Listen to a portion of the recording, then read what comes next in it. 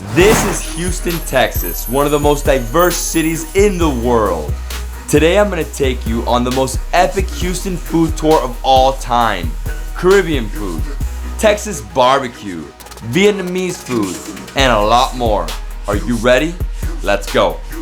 Just arrived in Houston, my first time in this massive city, one of the biggest cities in America, fourth largest. You have everything here, Caribbean, African, Vietnamese, you got barbecue. This is the oil town. We're here in Buffalo Bayou. It was founded in 1836 by the Allen brothers.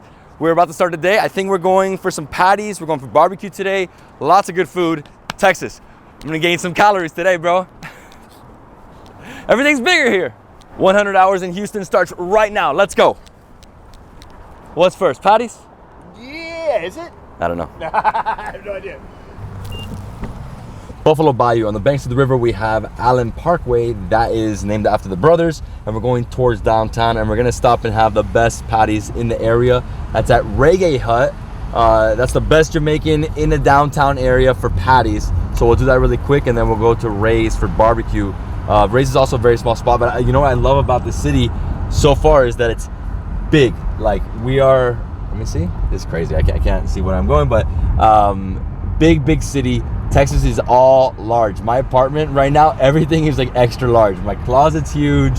It's crazy, but I'm excited. Beautiful day here in Texas, and only like a 2.5 hour flight from Miami. So really quick. 6:30 flight to 8:30. We were here in our bed by 10. It was amazing. And yeah, cold day, nice breeze. I'm ready. Yeah, the traffic in Houston is like intense right now. Legendary traffic. Not like Miami though. We're moving here, and we're going south. Downtown is right here to the left of me. We're going south. Reggae Hut is literally a 3-minute drive from here, and Ray's is also another like 5 minutes after that. Houston is a massive city, so you really have to coordinate your like logistically put together your day better in terms of where are you going. And this is a food city. Not that much else to do except eat. Best patties in downtown area, Reggae Hut. Let's go inside. Oh, nice. Morning, how you doing? I'm good, how are you? Very good. I hear you have the best patties. We do. You do? This is great. It feels like I'm in Jamaica. Look at that, sweet Jamaica, natural mystique. What do we got? We have anything cola champagne, pineapple, cream soda. Hey, how you doing? How are you? Very good. Good. David, pleasure. Nice to meet you. And you also have some carrot cake here? So what do you have there in terms of patties? We've got our beef patties right now. We're opening at 11, so we should be getting those out soon. Perfect. But So beef patties? You're welcome for a beef patty. Yeah, for sure. Try one. I would love to try one. Good. So that's the beef patty? Yes. Okay. And what other patties do you have here? We have veggie patties and we have chicken. Veggie and chicken? Veggie and chicken. Well, with Reggae Hut, we actually Reggae was here before Marcus acquired Reggae Hut. And it was a staple here in 3rd Ward. And it was just, people love this. People loved Reggae Hut. And for us to sit up here and for him just the love and the love that the community had, he was just like, we've got to keep this staple, in 3rd Ward. So he acquired it and we've had it since then. Got the sweet plantains? Yes. Maduros. See, in Latin America, we call that maduro. Sweet. And those are all our signature handcrafted rum punch. We've got sweet tea, lemonade, as well as our sorrel and ginger beer. It's funny, everywhere I go now, I eat Jamaican food. it's amazing. Right here, the Jamaican patty.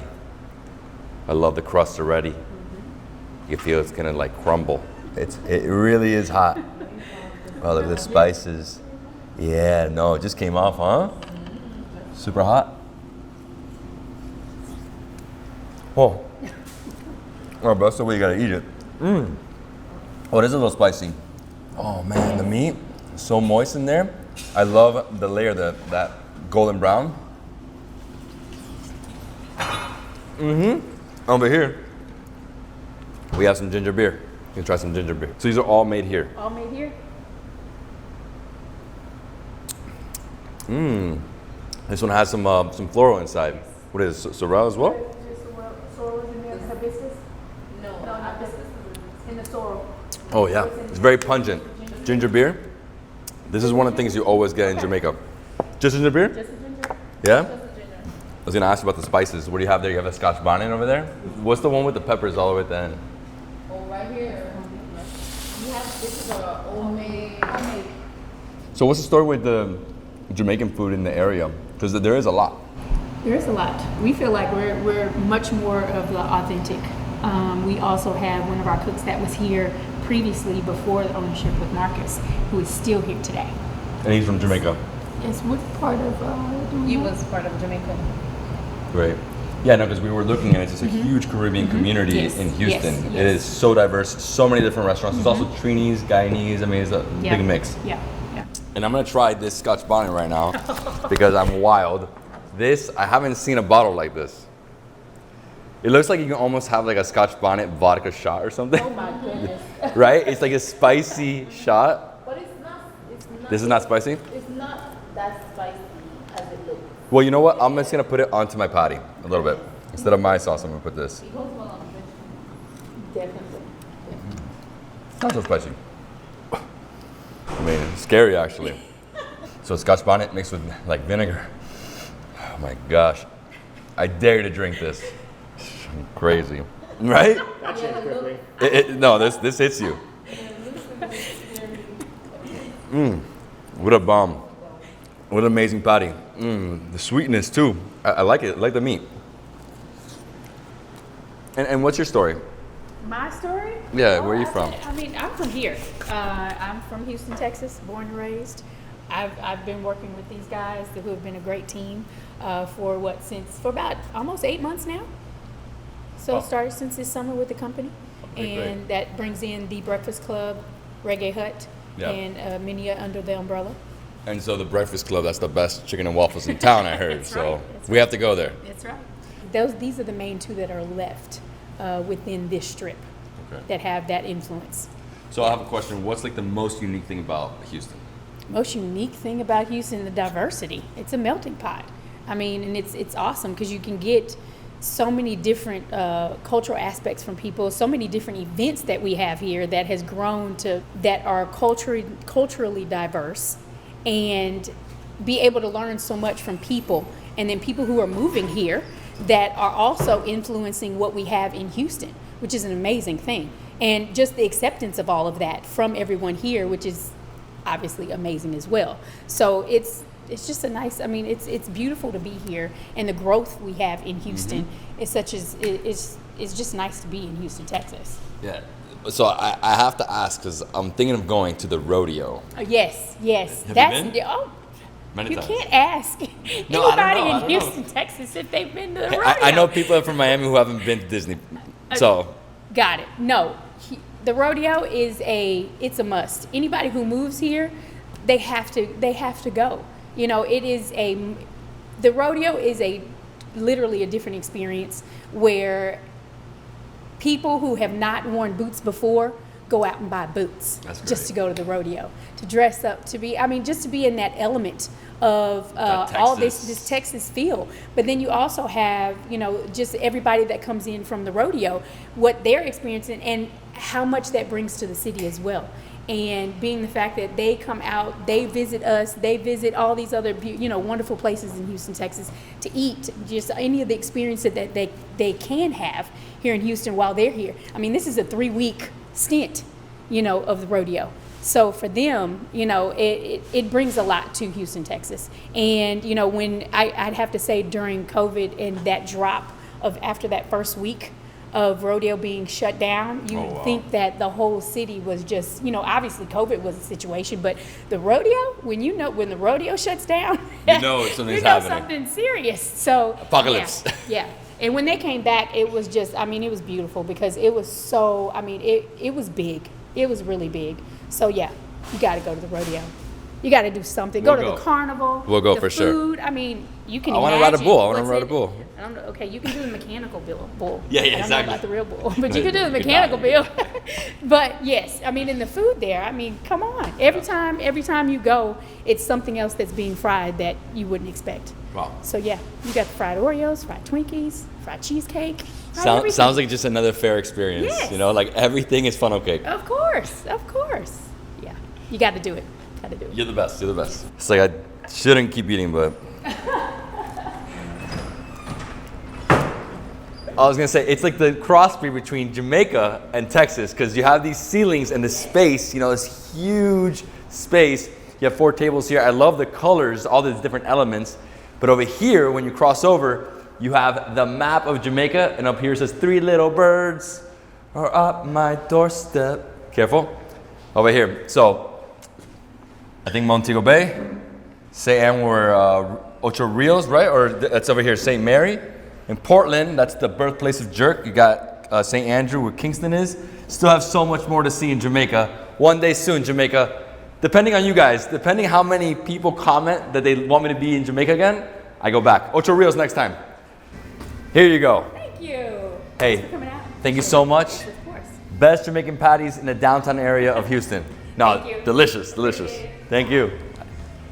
Let's go, let's go. You know what I love about Caribbean? They always blast music. Right? They do.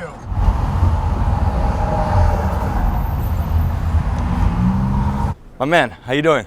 Good, man. How you doing, brother? Very good. So Herb is one of the owners of Ray's, and they're making some barbecue back here? Yes, sir. What are you doing back here? We got some ribs. We got some ribs on the pit right now, and some rib tips. So I can show you guys. Open up this pit. Good morning. Hey, morning. How you doing? Fine. David. Ray. Oh, Ray. Nice to meet you. Amazing. This is the owner. How you doing, sir? Welcome to Ray's Barbecue Shack, home of the best barbecue in Texas. We've heard that. I can't wait. It's been a while. I haven't eaten barbecue in Texas since Dallas. Really? 5 years ago? Yeah, Okay. it's been a minute. Yeah, I almost never come to Texas, you know? But I need to come back. Woo! Woo! So right here we got our spare ribs right here. Wow. These are about ready to come off the pit right now. So we took about 3.5 hours, 3.5, 4 hours to cook these bad boys. Right on top of those, we have some baby back ribs right here. These are about to be done in, probably be done in another 20 minutes or so. And on top of what we call rib tips. These are the top cut of the ribs. We cut the top part off and then sell them by itself. It's just like meat and gristle. Meat and gristle. Yes, sir. That was absolutely amazing. Oh, yes, sir. And it tastes even better. Oh, I can't wait. So what's your story? When did you guys start? How long has Ray's been in business? All right, so Ray started with this gentleman right here. He had a food truck back in 1984, before food trucks became popular and stuff, and he kind of set a trail. So he was sheriff by day and pit master by night. Wow. Yes, sir. amazing. So he's been rocking at this thing since 1984. Wow. As long as I've been alive, he's been cooking barbecue. Yes, Wow. sir. I'm from So- 85. Well, it all started, like you say, in 1984. I used to love to cook barbecue at home in my backyard. That's how it really started. Me and my guys loved to play dominoes and blackjack and all that kind of stuff. They always wanted me to cook. So I always cooked, and they always said, man, you know, this stuff is good enough for you to sell. I said, you think so? And I never paid no attention to it. And then I used to work nightclubs doing security work.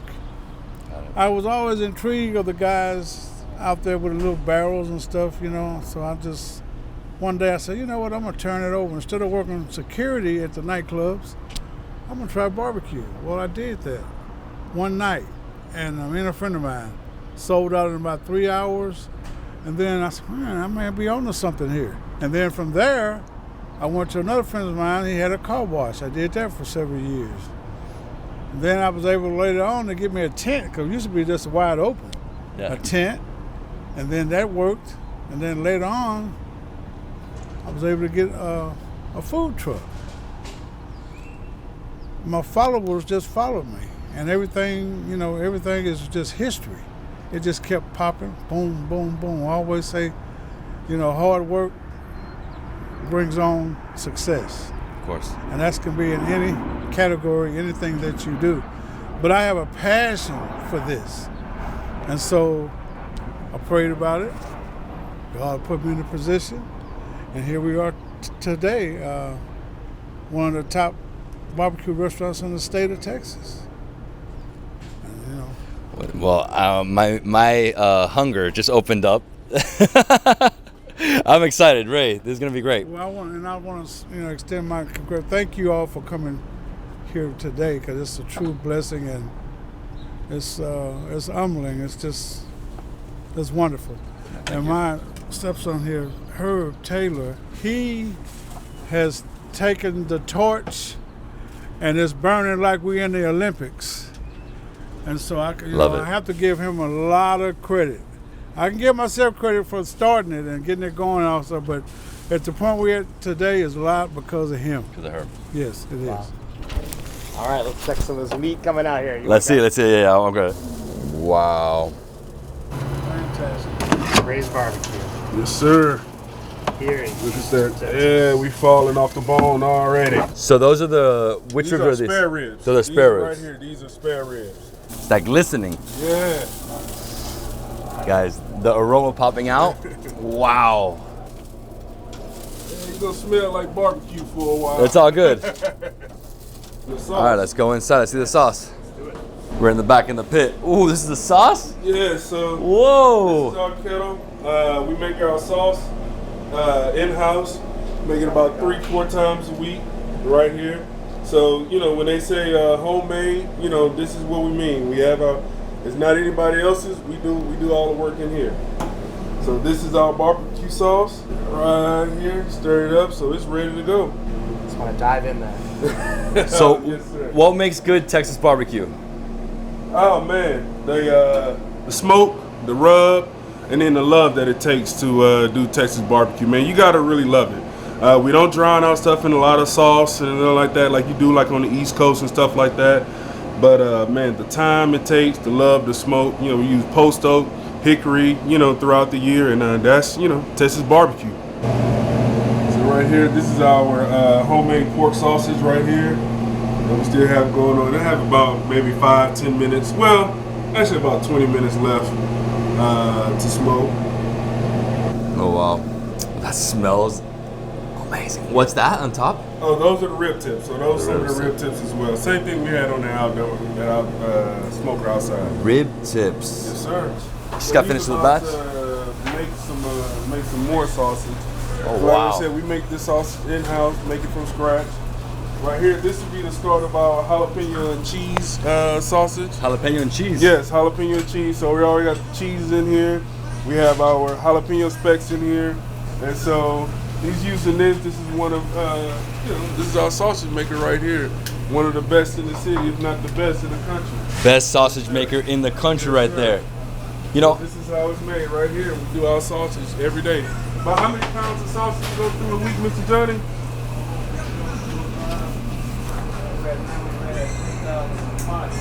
About 3, yeah, so you're about 3,000 pounds of sausage. So I've seen something like this in Lafayette. I saw boudin. Is it boudin? Yeah, boudin. Boudin. Yeah, he makes our boudin. It's like the too. same thing, right? Yeah. It's almost the same.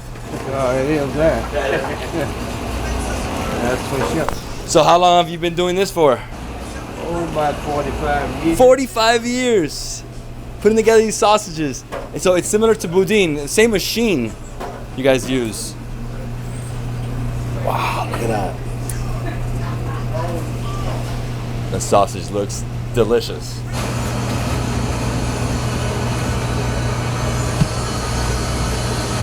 Wow. And which one is this one? The jalapeno cheese? No, that's our regular sausage right That's here. regular sausage right there. And this is right here, this is what Texas is all about. This is your brisket right here. See how jiggly we got it right here? Real cut. Woo! You can just see all the juices and stuff coming out of this brisket right here. Look at that piece. I like that. What do you call the top piece? Like the burnt? Yeah, this right here is our loose end of the brisket right here. You see how it just falls apart right here. So this is what we're all about right here, baby. Is this the best brisket in Houston? Texas. Guys, it melts. Oh my Yes, God, sir. the juiciness. The fat, it's epic. Yes, sir. My favorite piece of the meat, the brisket. Yep. Yeah. Yes, sir. Bro, I'm gonna eat it all. What else we got? What else we got? I love how brisket is. You have that top layer, Here you go, brother. You don't add a lot no of sauce. at all. That's how you gotta do it, baby. No sauce. It's like pure. Yeah. Oh my god. That's the most amazing bite of my life right there. Wow. Wow. This is why I came to Texas. For this. Yes, sir. It's too good, bro. So he's starting again.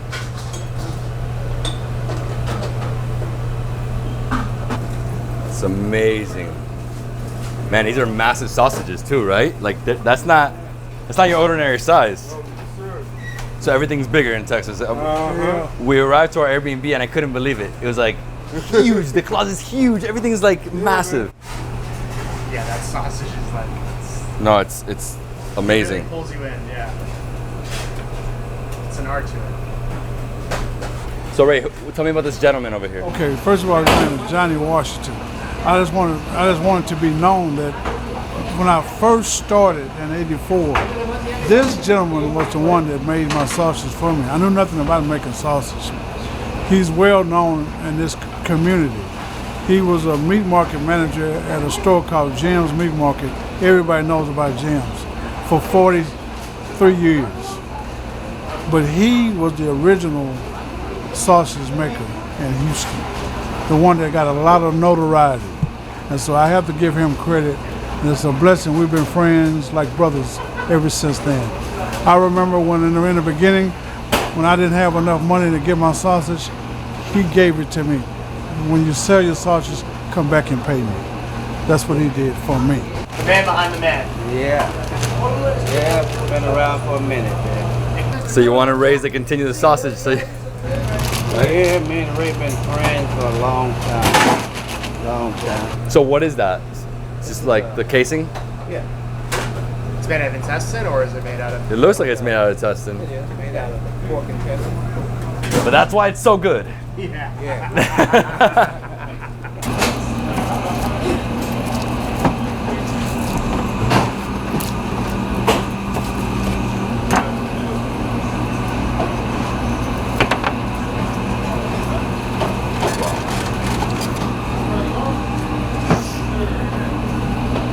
Wow, look at that rib. I guess I'm just gonna eat all day in the kitchen today. Yes, sir. Oh my gosh. So this is the end of the rib? Yeah, that's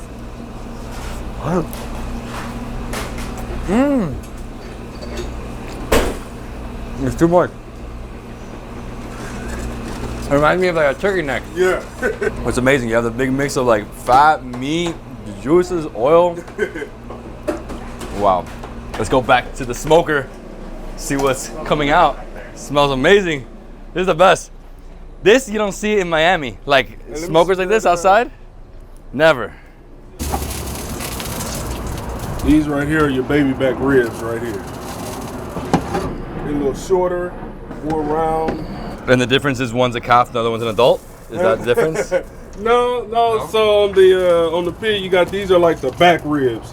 So they have two sets of ribs, and this is the back rib. Got it. So it's not the baby pig. No. Because it makes you say, "Oh baby," it's that good. That's why. Yes, sir. It makes you say, oh baby? Say, "Oh baby," that's why. And these are the regular spare ribs right here. See how these are bigger and longer than the baby back ribs. So that's a spare rib. And then here goes your back ribs right here. Wow. We get these. Oh, that's a tail. Yep. These are the rib tips right Rib here. tips. Ooh, in the smoker right now. Yes, sir. I need to man. smell like Texas barbecue today. Everywhere I go, I'm gonna smell like it. They're gonna be like, man, you smell like you've been out cooking all day. I think the brisket for me is number one, bro. If you like that brisket, man, I got a beef rib in there you're gonna have to try. Ooh, you have beef ribs. Yes, sir. Are those like dinosaur ribs? Yep. I got one in there for you. No way. Just for you, boss. Last time I had a dinosaur rib, I was in Phoenix, Arizona with Mark Weens. Huge ribs, bro, huge. The very top. Here's our beef rib. What? These are dinosaur ribs. How monster they are.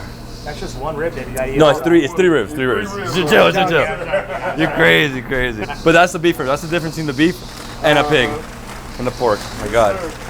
Wow. Man, it smells amazing. It's gonna be nice and like crunchy, juicy. So these are the spare ribs. So spare ribs are like medium size. Yep. The dinosaurs and the baby racks. Yes, sir. there. So how does it work in terms of ordering? You, many different platters, or? Yeah, so you have your, your 1 meat plate, your 2 meat plate, a 3 meat plate, and they all come with 2 sides. All the sides we make in-house, so you can order like that. Awesome. And in terms of sides, what do you have? Like mac and cheese, mac greens? and cheese. Oh, mac and cheese. We have potato salad, beans, dirty rice, green beans. So Herb, the one question I got for you, what makes Texas style barbecue different from the other styles? The difference you got between Texas barbecue and a lot of other barbecue places, areas in general, we don't hide things with sauce. So in Texas, you got to really know how to cook. It's easy to do, the process of smoking your meats for, ribs for your 4 hours, 3.5 hours, your brisket. That takes a 12 to 16 hour period depending on the size of the brisket. But it's the flavors that caused by the seasoning, the rub that you used, and the smoke. So a lot of other places, they cover it all up by sauce. Well, all of our process is happening with the actual rub that we use and the smoking techniques, different smoking techniques throughout Texas. Got it. So it's the rub, the smoke. Phew. That's your jalapeno cheese sausage right there. The secret is rub, smoke, and then of course like fresh Yes, sir. And the cooking fresh techniques. products. Wow, man. But this rib, that rib is just like unreal, like, and it just falls off the bone. Yes, sir. That's a brisket. I'm gonna get you a fresh brisket. Right here we have brisket. Brisket right here. Yes, sir. Do you eat barbecue like every day? Oh, no, sir. No, right? Sir, not at all. No. The problem is if I owned a place like this, I'd probably have a little bit every day. Yeah. Especially the brisket, man. There's something about that. Here you go. That's your brisket right here. Awesome. And then let's. So we have 2 different sausages. We have spare ribs, brisket, and then now we're gonna have a. What do you call it? Do you call it dinosaur bone or Yes, beef sir. rib? Your beef rib. Sorry, dinosaur rib. Yes, sir. Right there. Oh man, you see, it's literally already just falling all off the bone right here. That is the size of my head. Yes, sir. I can't go to any barbecue after this. All right. Time to eat dinosaur ribs. I love the high ceilings here. Beautiful spot. Ray's Real Pit Barbecue Shack. Wow. How do I even start with this? All right. I don't know. Amazing. Wow. Fried corn. We got a fried corn here. We have a dirty rice, smoked mac and cheese, and beans. This barbecue platter, what? Spare ribs. You got the sausage. This is the jalapeno and cheese. You have brisket, and then you have dinosaur rib. This is how I used to eat it. Like pick it up and just take a bite. But you know what? Everybody's judging me, so I'm gonna cut it. It just falls off the bone. Look at this. And then over here we have 4 different sides. We have the beans. We have the fried corn. Never seen that. First time. And you have the dirty rice, which looks amazing. It looks like a nice mix in here. Maybe some meat in there as well. So it's dirty. Over here we have the mac and cheese. And this is usually comes in Texas barbecue. It's so creamy and delicious. Over here the beans and more meat inside the beans. I can't stop here. And for this, I have to like really dig in. I have to go in here, look. Oh my gosh. And again, no sauces. The flavors are already in the meat. The rub. The smokiness. Oh, the fat. I love the outside. Nice crust. This part right here, that really is the best part. Just gotta cut it. Beautiful bite. Nice and salty, very oily, so prepare. Bring some water.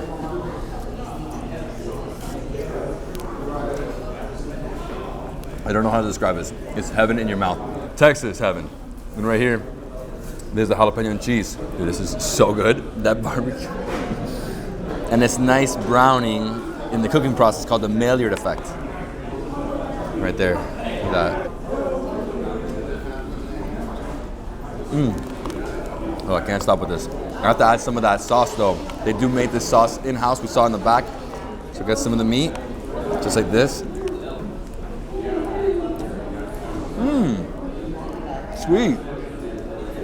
Delicious barbecue. And what I would do is add that with some of this, maybe the rice.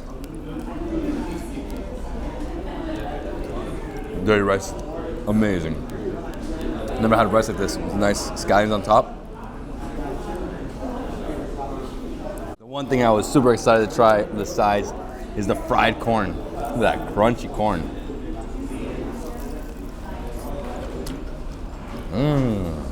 Nice and sweet inside. This is different. This is Texas. Wow, it's good, bro. I personally love corn. Add a little bit of butter on top, but this one is like sweet, it's buttery, and it's crunchy. But the winner is this guy. Just want to show you the bone. What do you think, Nate? Is there a dog around here? It's huge. I'm sure he wishes they wish they would. Look at that bone, man. You know what I like about this place is like a super high ceilings. It's like almost like a barbecue chill spot with a lot of locals everywhere. And this is a Tuesday and it's packed right now. You got some construction workers, you got families, you know, big mix here. Food is absolutely amazing. I'm gonna try some of the beans and then I'm out. I already tried them. Double dipping now. Well, there's two sausages, the jalapeno and cheese and the regular one. Yeah, but jalapeno and cheese is better. Wow. The smoker, man. Nothing like it.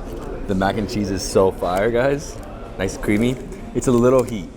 There's a little heat, right? I can't stop with this food. Rays. I need a stretcher after this.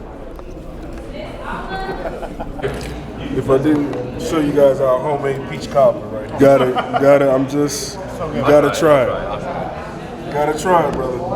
Herb convinced me. I have to try the peach cobbler. Look at that. Wow. Bro, what's in this? It's like peaches. What else is in this? Oh. Here we go. The cinnamon. The sweetness, the crust. That deserves an extra bite. At least one. What do you think of the peach cobbler? The best?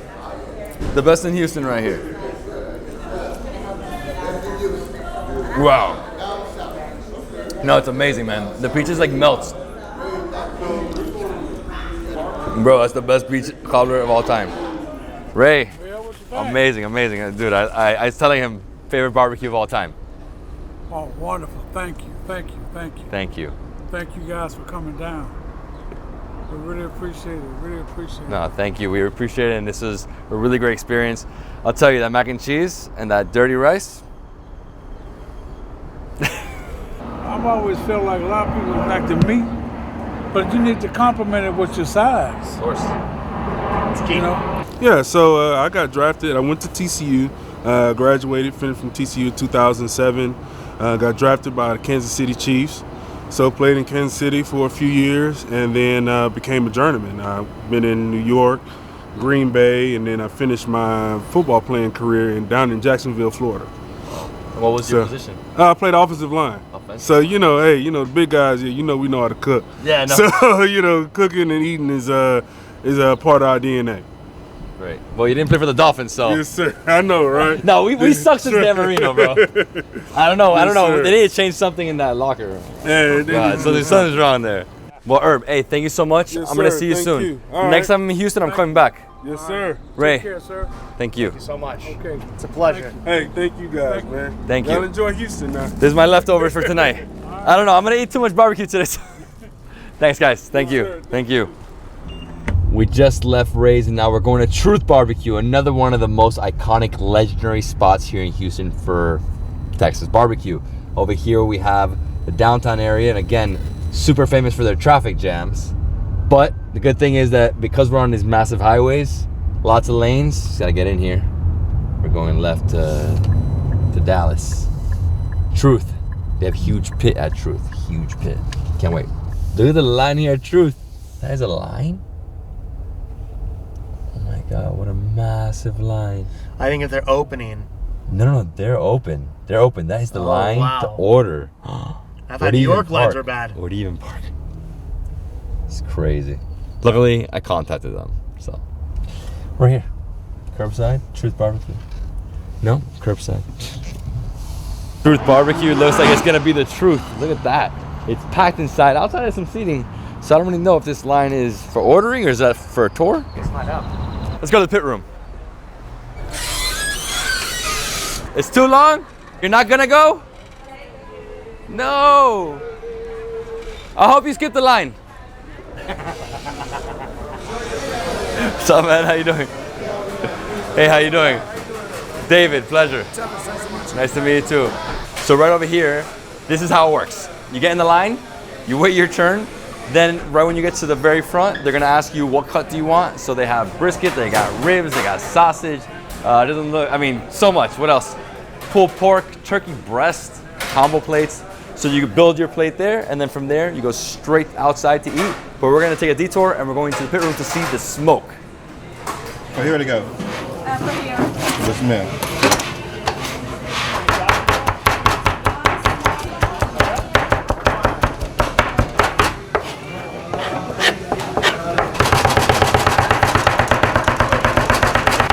So what's this one called? Right now we're doing a chopped brisket sandwich and then also some chopped brisket for a brisket Philly cheesesteak sandwich. Man, that's a lot of meat. Oh, wow.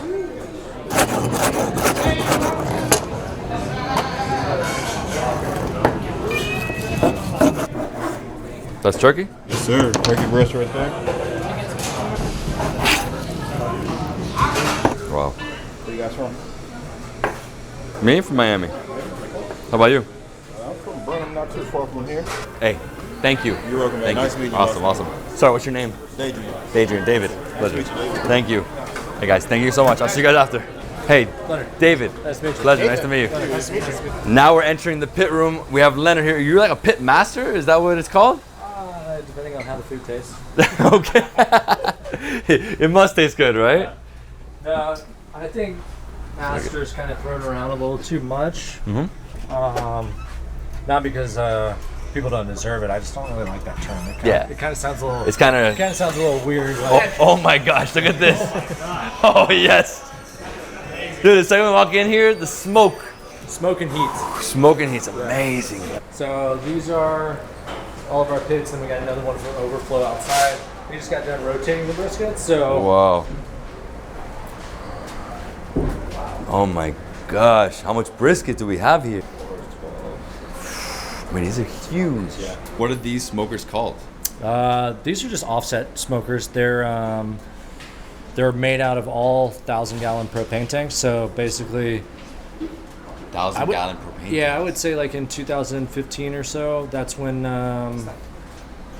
barbecue had like this huge resurgence of like everybody doing it and like moving into the craft barbecue era. So these tanks were like, you could find them in somebody like on somebody's ranch or property out, and they're scrapped, and they're like, you can't really use them for propane because of safety reasons. So they just scrap them. They sit in somebody's yard, and you can buy them off Craigslist or Facebook Marketplace for like under $500.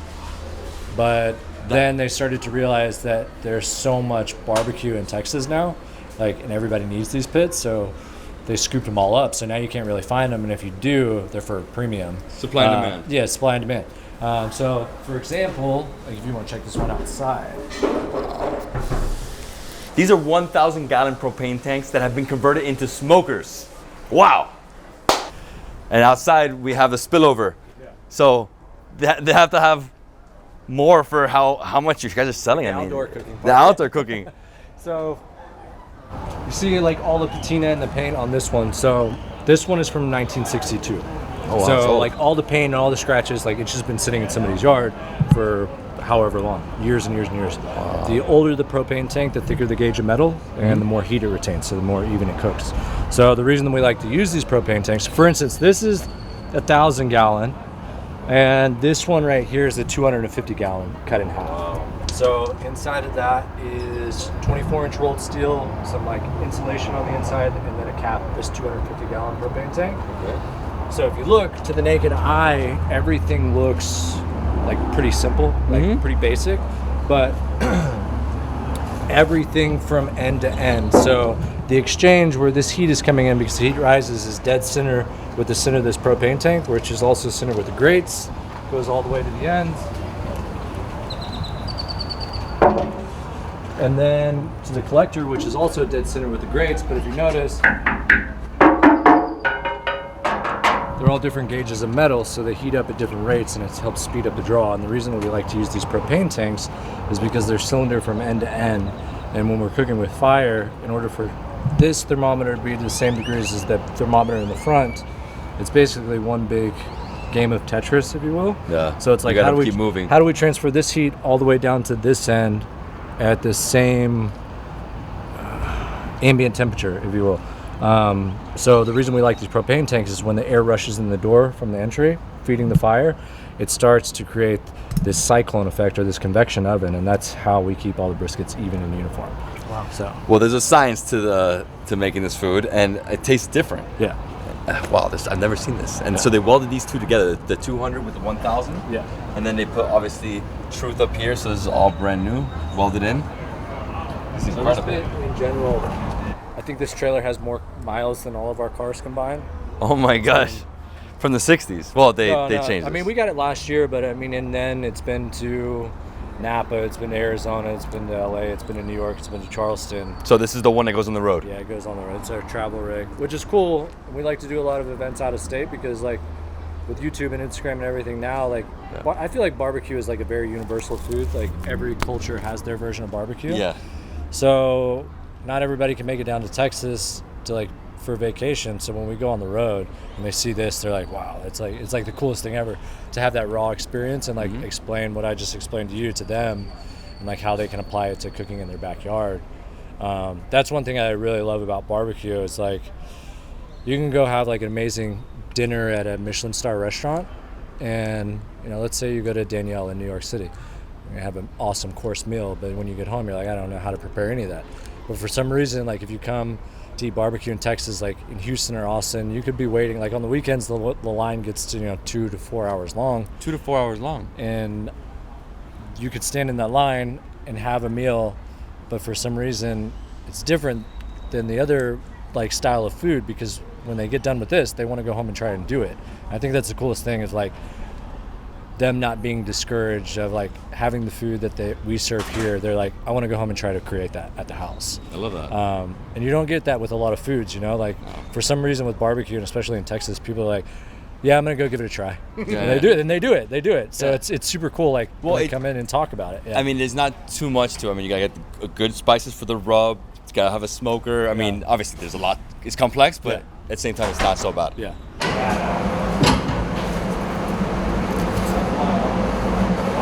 The sausage. Best sausage in the state right here. I am definitely trying the sausage. Try the jalapeno cheddar. Jalapeno cheddar? That's what we're doing, jalapeno cheddar. That one, the pepper jack is also really good. That's a little bit more of a chorizo flavor. Yeah, a little spicier? A little spicier, yeah. It's real good though. Oh my gosh, can't even be here like more than 5 seconds, dude. Just wait till No, it's 100 degrees. the lens is gonna melt.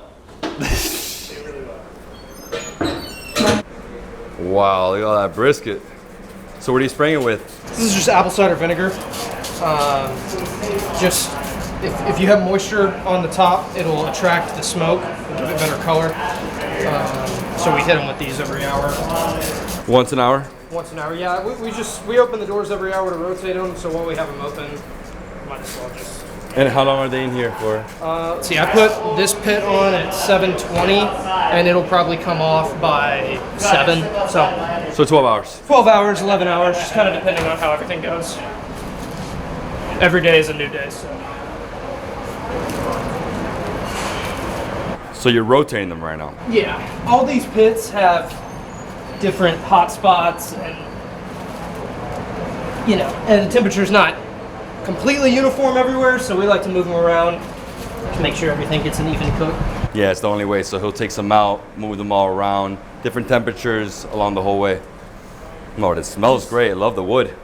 Post oak. Post oak. Yeah, so we have there's a plethora of it in Central Texas, and this is like very traditional Central Texas style barbecue, which is cooked on these offset smokers, and then we use post oak for, cook these briskets for 14 to 16 hours at a time.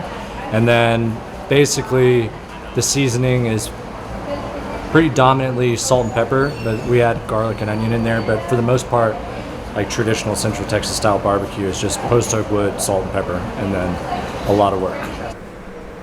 Good? Yes, sir. You need anything else? Just food. Yeah. Woo! Oh. How do you do this every day? I'll tell you what. It's hard some days. Dude, my skin's like leather now. Alright, it's good. Woo! I would say the wood that we have, post oak, is very mild. It doesn't burn too hot, so it allows us to cook the briskets for like 14, 16 hours.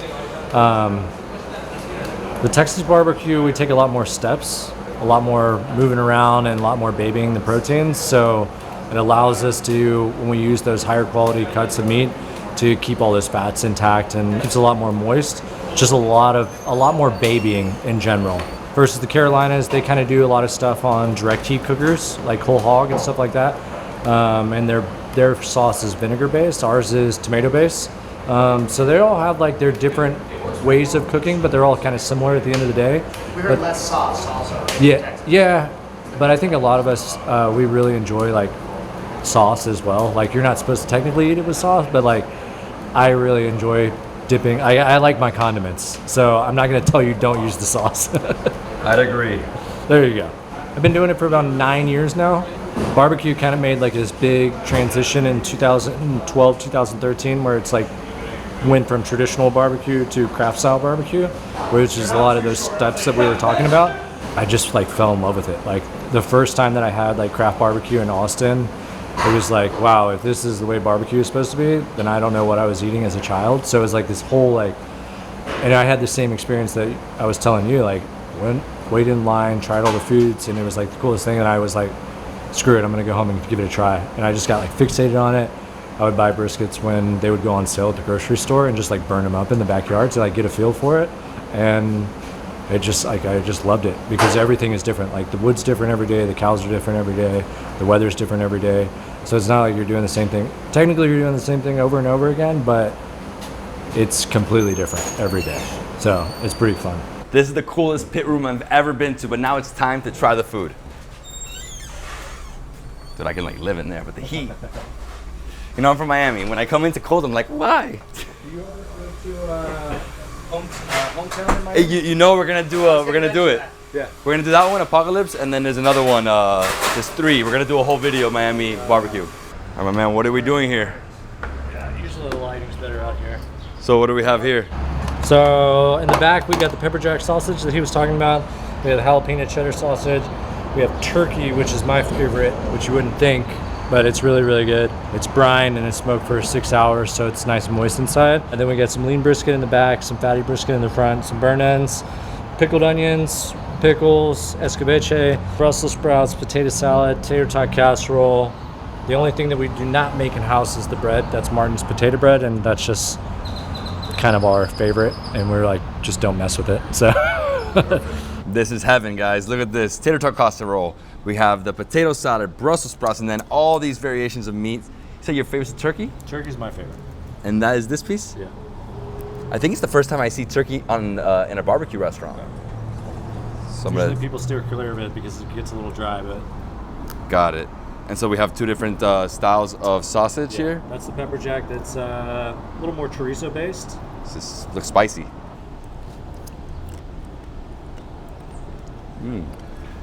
It's so creamy inside, like oozes out like fondue. But you know what? I'm gonna try this. This is your favorite. You know, it's funny because in the States, I rarely eat turkey unless it's Thanksgiving. Nice. Oh, dude, nice and moist. Like a little fat on top too. Smoky. Yeah. But the best bite of the entire tray is these little guys right here. These little nuggets right here. Yeah. Look at that. What is that? Brisket. It's pure That's where all brisket. the seasoning and everything falls to the side of it.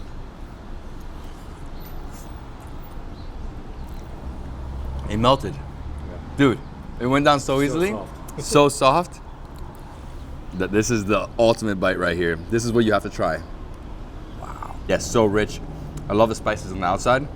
So what do you call that? The crust? It's just the burnt ends. The burnt? Yeah. And over here, it's like chorizo style. Man, that brisket's amazing. So the last barbecue was the best of my life. This might top it. You're hungry again. That's actually delicious. Yeah, that one's my favorite. Mm. My favorite of the sausages, yeah. Yeah. It's just a little spicier. What is it? What's cheese in there? Pepper jack. Pepper jack. That's why. So that one was supposed to be... We were going for a chorizo flavor base, but then when we got done with it, it tastes like a full-on chili cheese dog, like all in one bite. And so we were just like, all right, we'll just leave it. It is the best sausage I've ever had. It's funny because when we were coming down the strip, I was like, I know I'm gonna have probably the best barbecue of my life. You know? Oh yeah, in Texas for sure. Yeah, I've only been to Dallas, Yeah. and it was years ago. Yeah. You know, but this is something special. Wow, unique flavors. Yeah, we got a great crew. So I'm gonna try some of the sides. So many. This Okay. is the one we sell the most of. This one? Yeah. This is the one that people come here like hungover on a Saturday. They'll get a bunch of this, right? I thought, is that what you said? It's like a cure-all. I'm gonna get a little bit. You know what? Just dive in. Oh yeah. This is your starch right here. This is a heavy meal. Yeah. I mean, it's definitely worth it though. Off a couple bites, I get full. I don't know how people do it, man. I mean, you know, there's something about it. It's comforting but heavy. Wow. Oh, what a bite. This is very nice. I don't think I've had a tater tot casserole before. Hey, well, you know what it does for me? It takes me back to like middle school when I used to have tater tots. Yeah. That's what it does. It gives me that nostalgia. I only eat it. I'll usually take it back and I'll use it, like put it on the flat top with bacon and eggs for breakfast. With bacon and eggs? So good. Sounds so good. Yeah. And this is the beer of Texas, the Lone Star. You could like, how much? You said you could like take that like 10 of these and you're good? You're good. Especially in the heat. Yeah, it is light beer. Yeah. It's another lager, like a Bud Light. Nothing crazy. Nothing crazy. I want to see what else we got in here. More brisket. So, what else should I jump into? Brussels sprouts. Brussels sprouts. They are cooked in all beef fat. These Brussels sprouts are cooked in all beef fat? Yeah. They're gonna be the tastiest Brussels sprouts in my beware. life. Vegans beware. Right away, the taste, man. I like the sweetness too. Yeah. And this, I can have the whole bowl. And over here, you said this is Carolina style? Yeah. So this is the Carolina barbecue. So you have two different flavors here. Yeah. Let's try a little bit. And this is just the original. Wow, I like that. It looks nice and glazy. Carolina barbecue comes in this color, like that. Usually it's more mustard based, yeah. More mustard base. Yeah. I love it though. Yeah. Nice mustard seeds. And this is the original.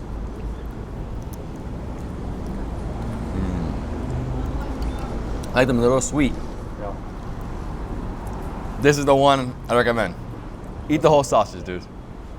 Why? Why is this fire? And what I love about this barbecue is that I don't need to go deep into sauces. Yeah. Like I just eat non-stop meat. And for me, if I just eat meat, I'm good. We had a lot of people come, like a couple of people that we've known that eat here for a while, and they would go keto, and they would just come in here and just eat meat. Just meat. And they would just like, they'd be in here like a couple times a week. Next thing you know, they lost like 20 pounds. What? Yeah, we like a completely different person. People just go on the keto diet. Yeah. Just coming here, just having mad meat, lose 20 pounds. I like that diet. I'll do this. I'm big mustard. Even though it's not from Texas, it's yeah. Let me get a little spicy. And celery seed.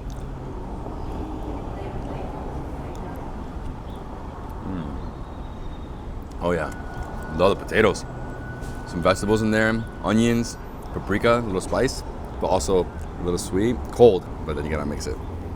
I'm the mixer. People hate it, but I love it.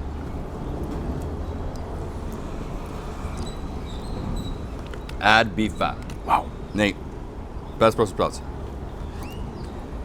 What's the best time of year? All year long. Yeah. Because when you come to Texas, you really think pretty much barbecue. Everybody gets off the plane and they're like, where do we? That's like the first thing. it's kind of a bucket list thing. Like if you come to Texas, you have to get barbecue. So, Of course. I mean, during the peaks, like summertime is always packed. Everybody's traveling. The only downside is Texas heat during the summer. 110 at noon is not very fun for anybody. Yeah. But I mean, that's the experience of summer, right? Yeah, it's actually fun. Like, especially when everybody's waiting in line, even if it's in the heat or like nice day like today. What's cool about it is everybody's outside.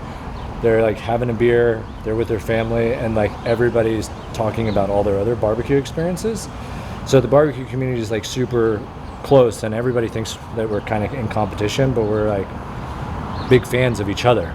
So we kind of support each other. So if we're out of something, like I'll usually tell people like Pinkerton's where you're going later, up the street, that's where I usually go to eat barbecue. I really like his ribs, and just different experiences talking about with people is fun. So it makes the time go by a little bit faster. I love it. Yeah.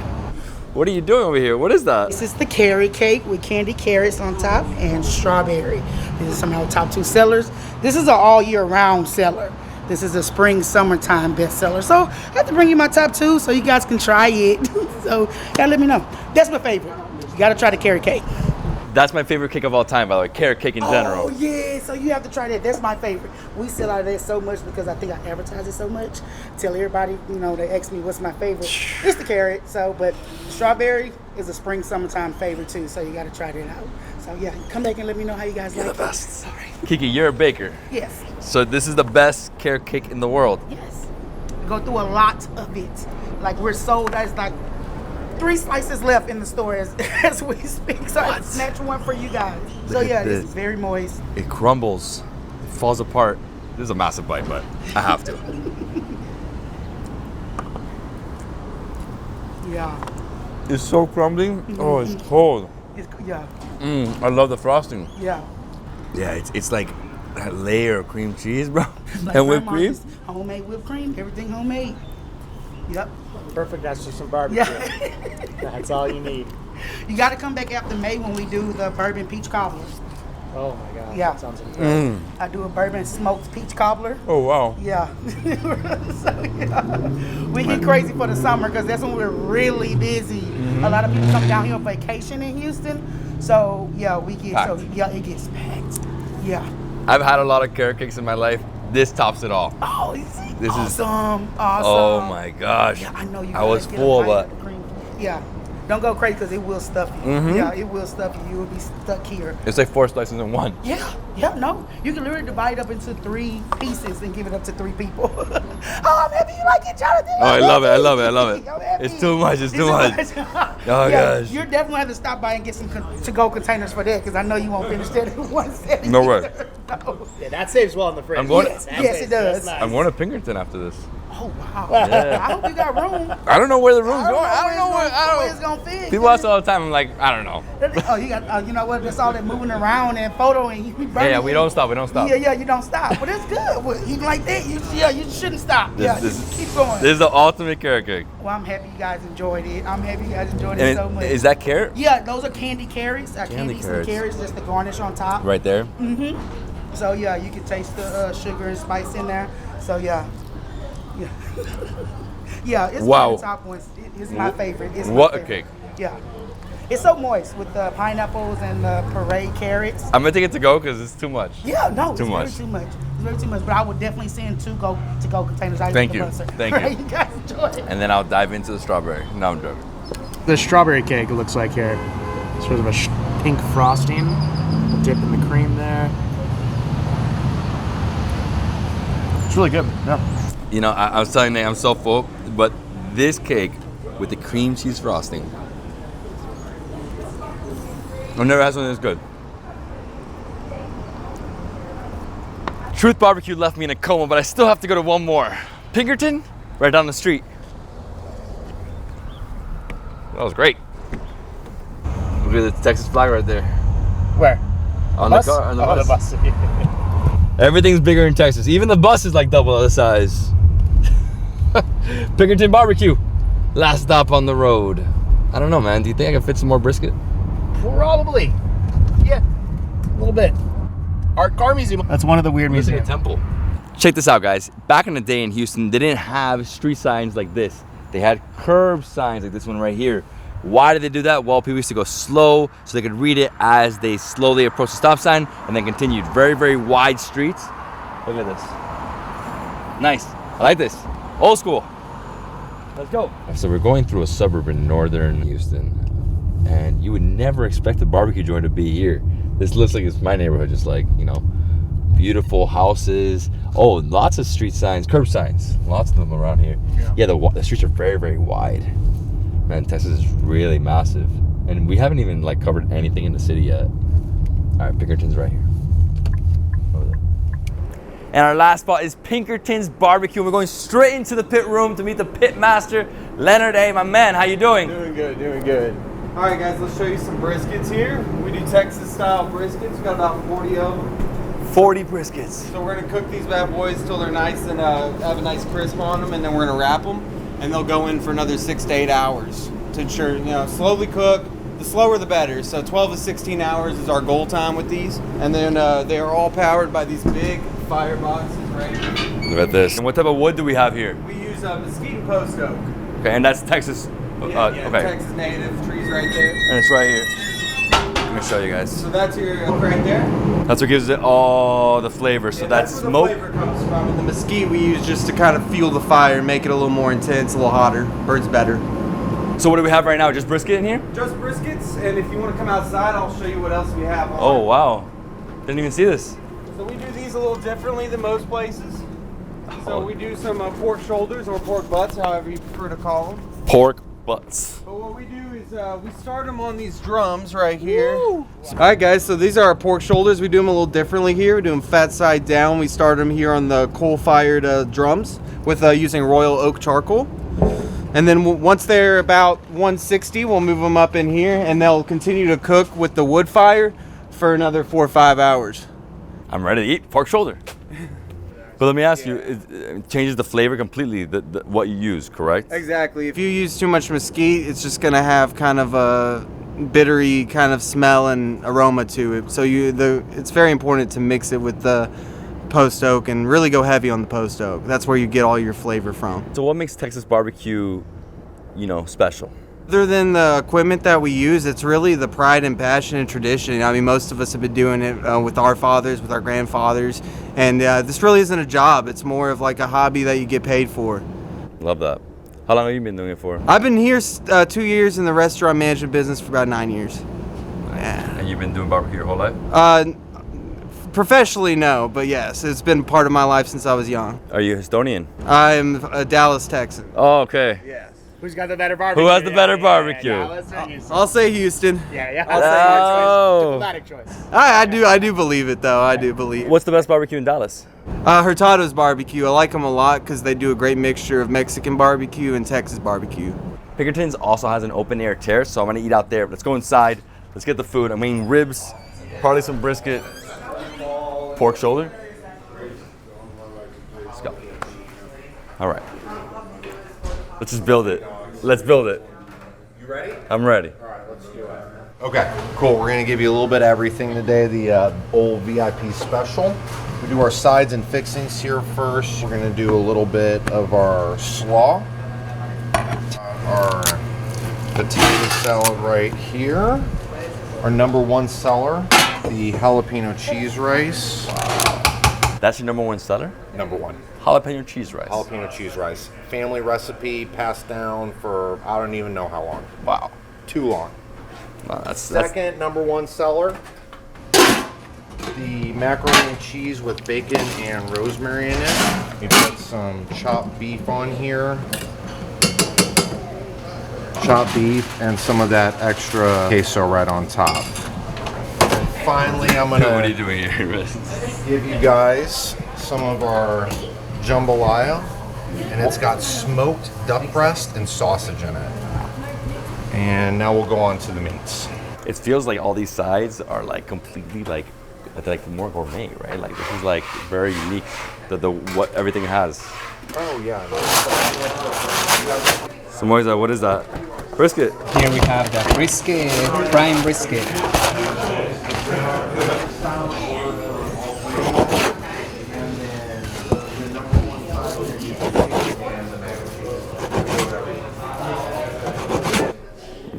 And that's the brisket. This is the moist brisket.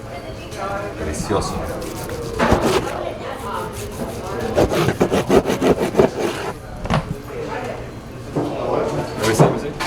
Lean brisket. Ribs right here, spare ribs. This is why we came here for these.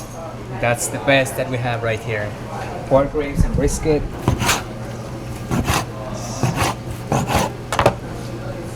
And add some sweet glaze on it.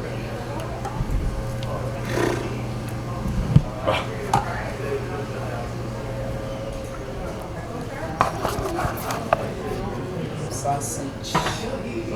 We have the jalapeno cheese sausage. It's one of the most popular meats that we have here.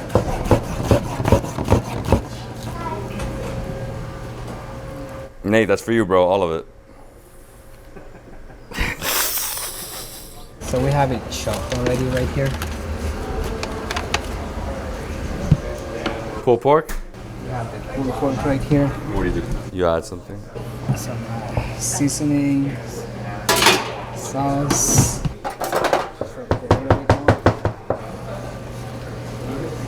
Make a little ball.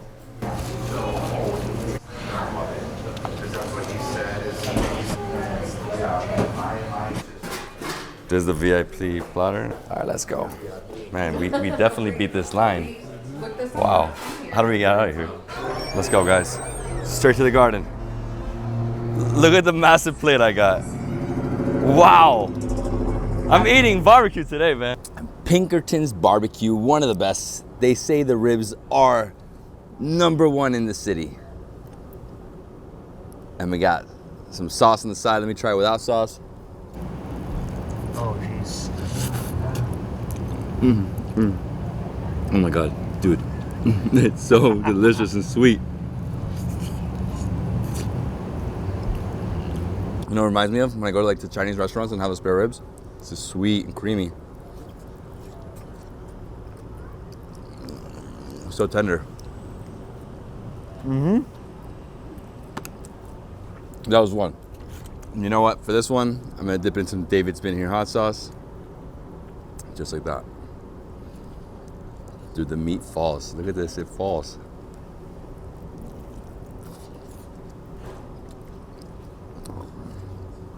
This is like the best rib of my life.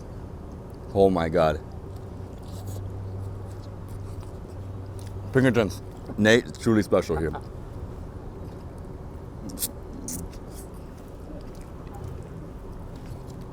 Look at this, a meaty mac and cheese.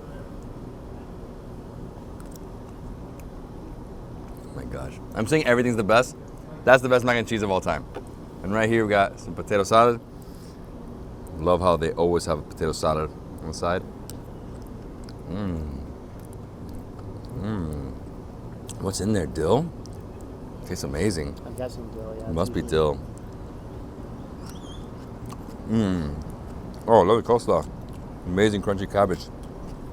And this is some other rice.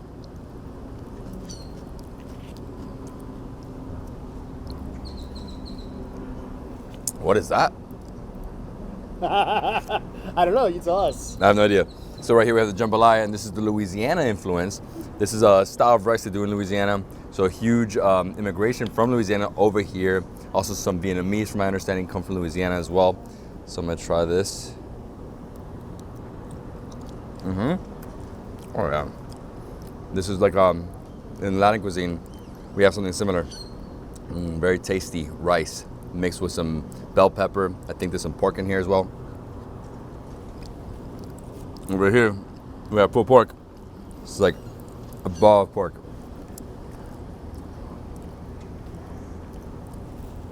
It's so moist. And over here's the brisket. So I will try the third brisket of the day.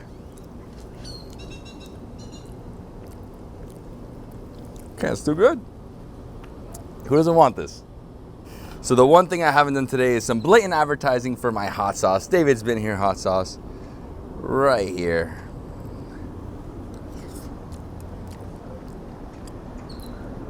I feel good. I'm in a coma. Davidsbeenhere hot sauce goes on everything, and I feel like I need a bed now at 3 p.m. or 4 p.m.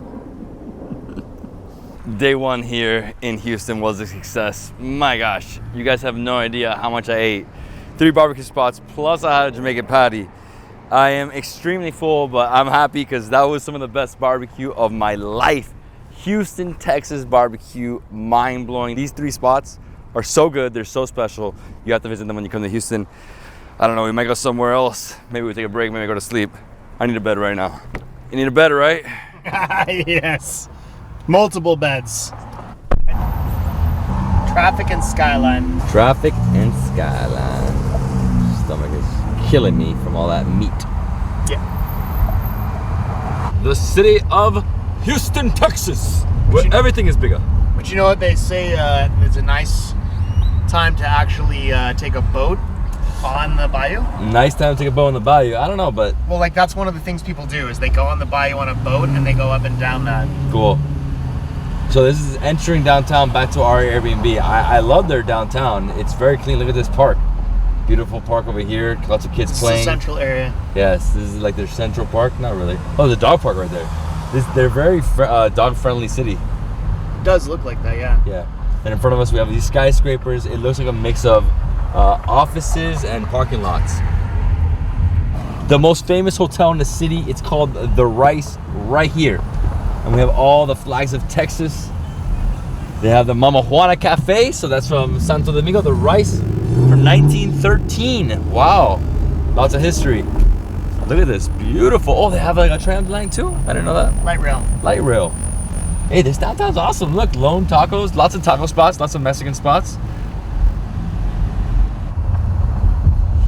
Good morning, day 2 here in Houston.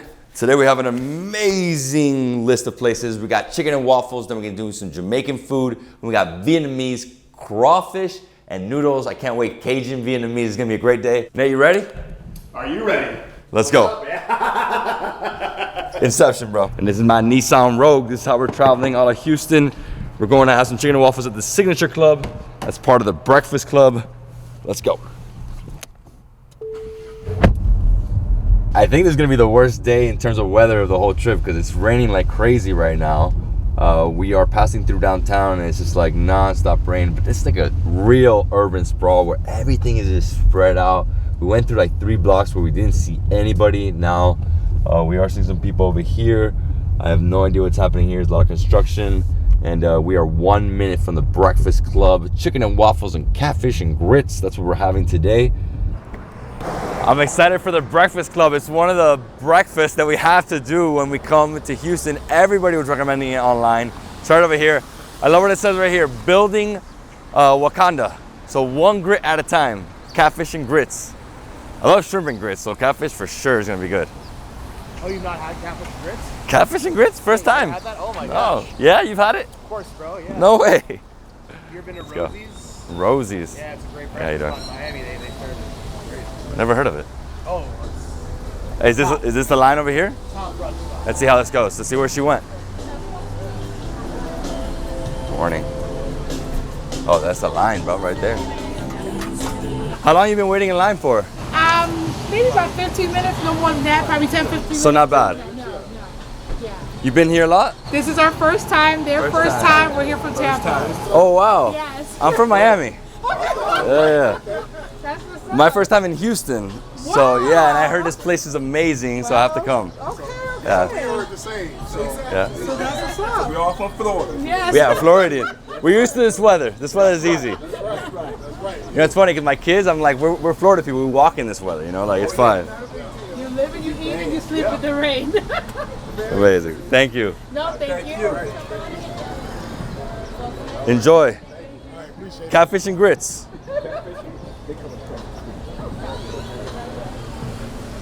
Wakanda forever. How's everybody this morning? Has everybody scanned the QR code for the menu? Good morning, family. Welcome to the Breakfast Club. We're doing breakfast only. Good morning. Please stay to the left side of the menu. We have breakfast plates, breakfast sandwiches, breakfast omelets. Signature dishes are wings and waffles, catfish and grits. In-house is sweet tea, lemonade, margaritas, and mimosas. When you enter, you will be ordering at the register. Cashier is going to give you a number. It is open seating. Okay? All right. Thank you. Morning. Morning. Amazing. That's how it works here at Breakfast Club. While you wait in line, it's not that bad a line, like 15, 20 minutes. So you come outside, they'll tell you a little bit of the menu. 2 things you have to try are chicken and waffles and catfish and grits. And outside they have right here, it says Building Wakanda, 1 grit at a time. All right, so let's go in the kitchen now. Ready? Let's go. I'm here with Marcus, the owner of the Breakfast Club, and we're doing chicken and waffles and catfish and grits. Wings and waffles. Wings. We focus on the best part of the chicken. Ooh, I love wings. Yeah. So what are we doing? We're gonna start off with the waffles we're here? We're gonna start off with the waffles here. And this is our TBK pancake and waffle mix. We make it here, we back it up here, the whole shebang. It's all in the wrist. It's all in the wrist. You got to get that wrist technique. I'm gonna have to see how your wrist technique. It's almost like salve, but he's doing it with batter. There we go. With dough, with dough. Exactly. Yeah, drop that down. And then we're gonna let them talk. For the sure. Two of them, the machine and the batter. What's your history as I guess a chef, or how did you start? I'm not a chef. You're not a chef? I'm an entrepreneur. Perfect. Yeah, I'm an entrepreneur. My background is in restaurant operations.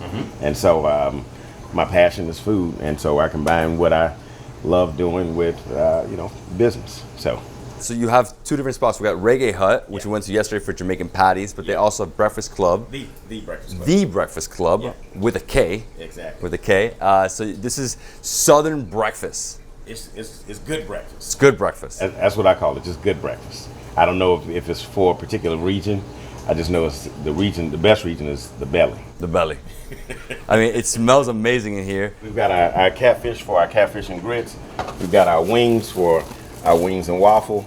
And we've got our chicken batter and our fish fry that we're gonna use, And, this is all TBK. Fish fry, chicken coating, and the waffle mix. Now the secret to our flavor, all this goodness, is our all-purpose seasoning, right? You gave me some hot sauce, I gotta give you one of these. Oh man, thank you. All right, cool.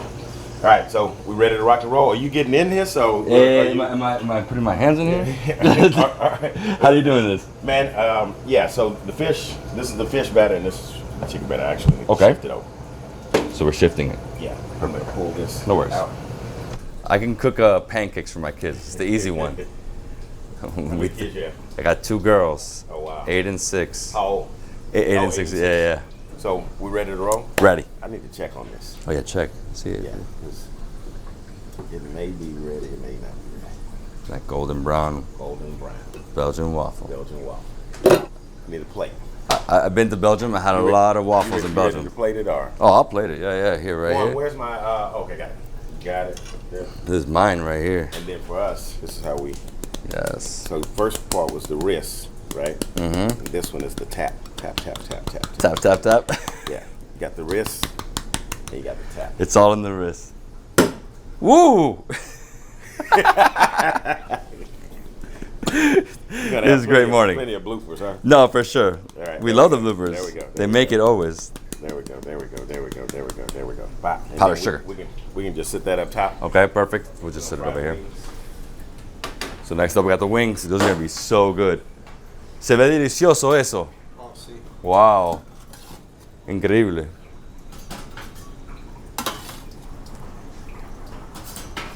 I love how Mexican culture's really like integrated like in the city. Wow, look at that. Look how fluffy. Smell the butter, man. It's so good. I just want to sleep on that. Hands washed. Let's dive in. Did you just do jazz hands? All right. So we have our wings that we marinate. I gotta stress that marination is the key, right? Of course. If you want flavor through and through, from the first bite to the last, you gotta marinate. So we marinated in our seasoning for 8 to 24 hours. Wow. Minimum of 8, maximum of 24. All right, bet. Perfect. Let's go. Let's go. So just grab them. We're just gonna grab some, man, and we're gonna put them in our chicken batter, right? And then, you don't be scared. Don't be scared. Don't be scared. Stick my hands in there. Get in there, mix it up. You gotta coordinate. It's the first time doing this for me. This your first time? Yeah. All right. Here we go. And then we put it in here. This is as a kid, as a 15-year-old, I started frying chicken at a fast food restaurant. I'll tell you, it's very soothing putting your hands in here, man. This is nice. All right. Yeah, somebody would be calling me right now. You know what I'm For saying? sure, right. They're calling Yeah, for the always. chicken, right? They're calling for the chicken. Sift that off of there. Then we move on over to the fryer. Woo! Look at that chicken. Ta-da!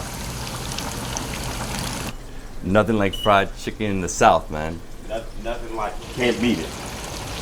Except fried catfish.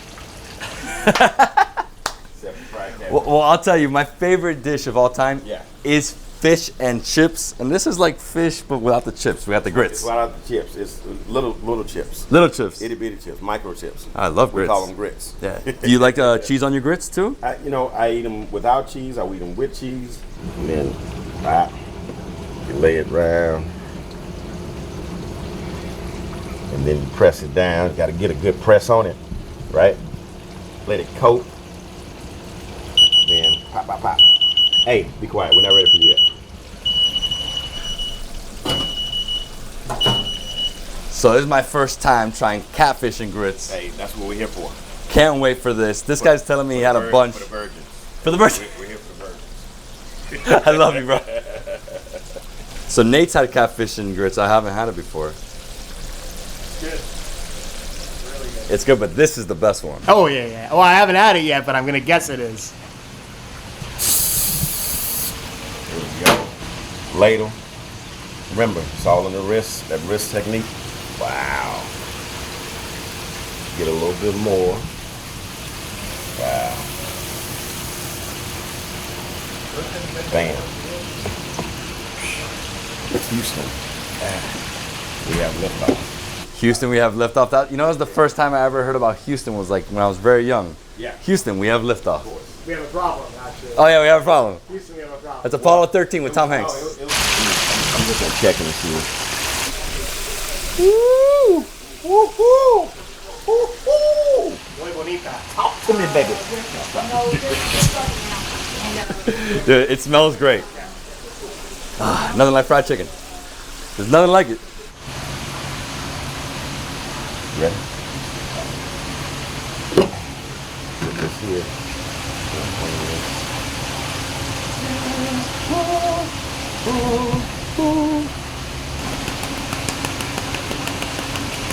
So remember, I taught you two things today, right? The wrist and the tap. And then we're gonna get these. We're gonna get these. Man, starving now, starving. Gotta get the shake. Shake. No, don't shake. Don't shake. Shake that chicken. Da-da. Man, you know we don't buy into the whole wings over flats movement. We think that it should be all together. You know what I mean? Everybody needs drums in their life. Everybody needs flats in their life. Bam. Or we can dice them up and like some strawberries. Strawberries on top. And then the best chicken and waffles in Houston. Wings and waffles. In Texas, actually. No. In the world. In the world. We're intergalactical. It's the multiverse here. Oh my gosh, you're funny. Ooh, perfect. Give me. Please. Yep. So is catfish a big thing in Texas? Or why catfish? Oh man, catfish is it's a southern staple. Yeah, I mean it's absolutely a southern staple. If you're in the South and you don't have catfish, then you might want to rethink what you're doing. You might want to rethink what you're doing. It's a staple in the South. You know, Texas, Louisiana, Mississippi, Georgia, all across the South. That Southern Panhandle. Let's go eat. Let's eat.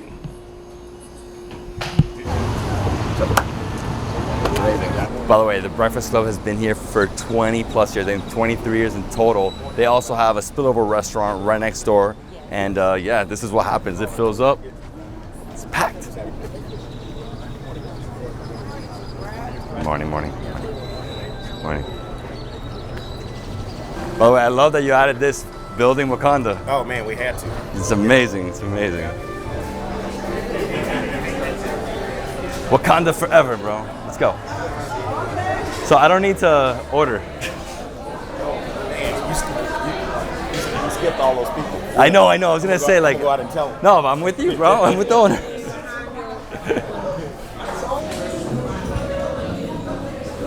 Morning, fellas. Morning. You having wings and waffles? Man, I'm ready for this. Look at that beauty.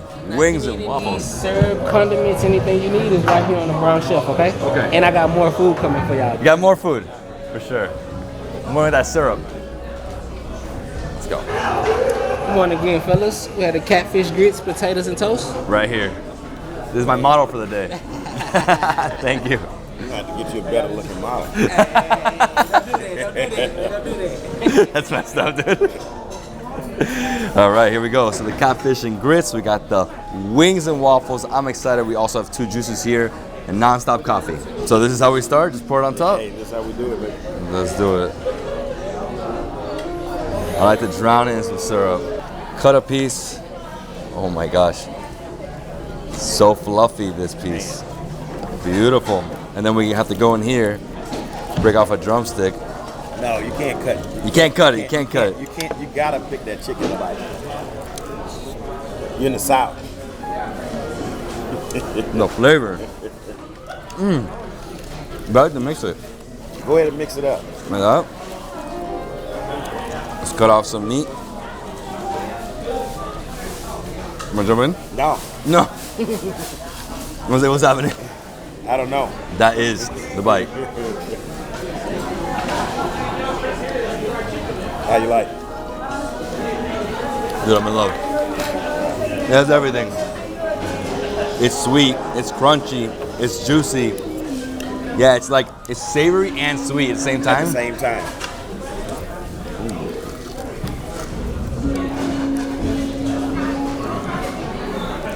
Right out of the fryer. It's nice and hot. Oh, it's amazing. Scorching, but so good. So hot. You did a good job frying that chicken. Don't burn yourself. You know, I usually, because I don't get the wings, I'll just cut it all up together. This is cool. Using our hands. That's funny. You saw that? That's funny. A piece of my chicken dropped in my coffee. I got coffee chicken. Yeah. I can't stop. You ready to get to the catfish? You gotta stop because you gotta get to the Man, catfish. I know, but you know what? I wanted to throw some of this in here too. Yeah. Let's try the hot sauce. All right. Just mix it in there. So do you usually mix hot sauce? Because I'm seeing people mix with breakfast. People do, but I eat hot sauce on my savory things morning, and not on my sweet things. Got it. I don't know how that came off. I've been getting deeper into the sweet and spicy. What do you think is good together? Yeah, I thought it was good together.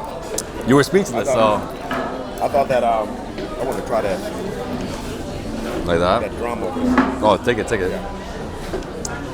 Yeah, I'm loving this. The combo, spicy.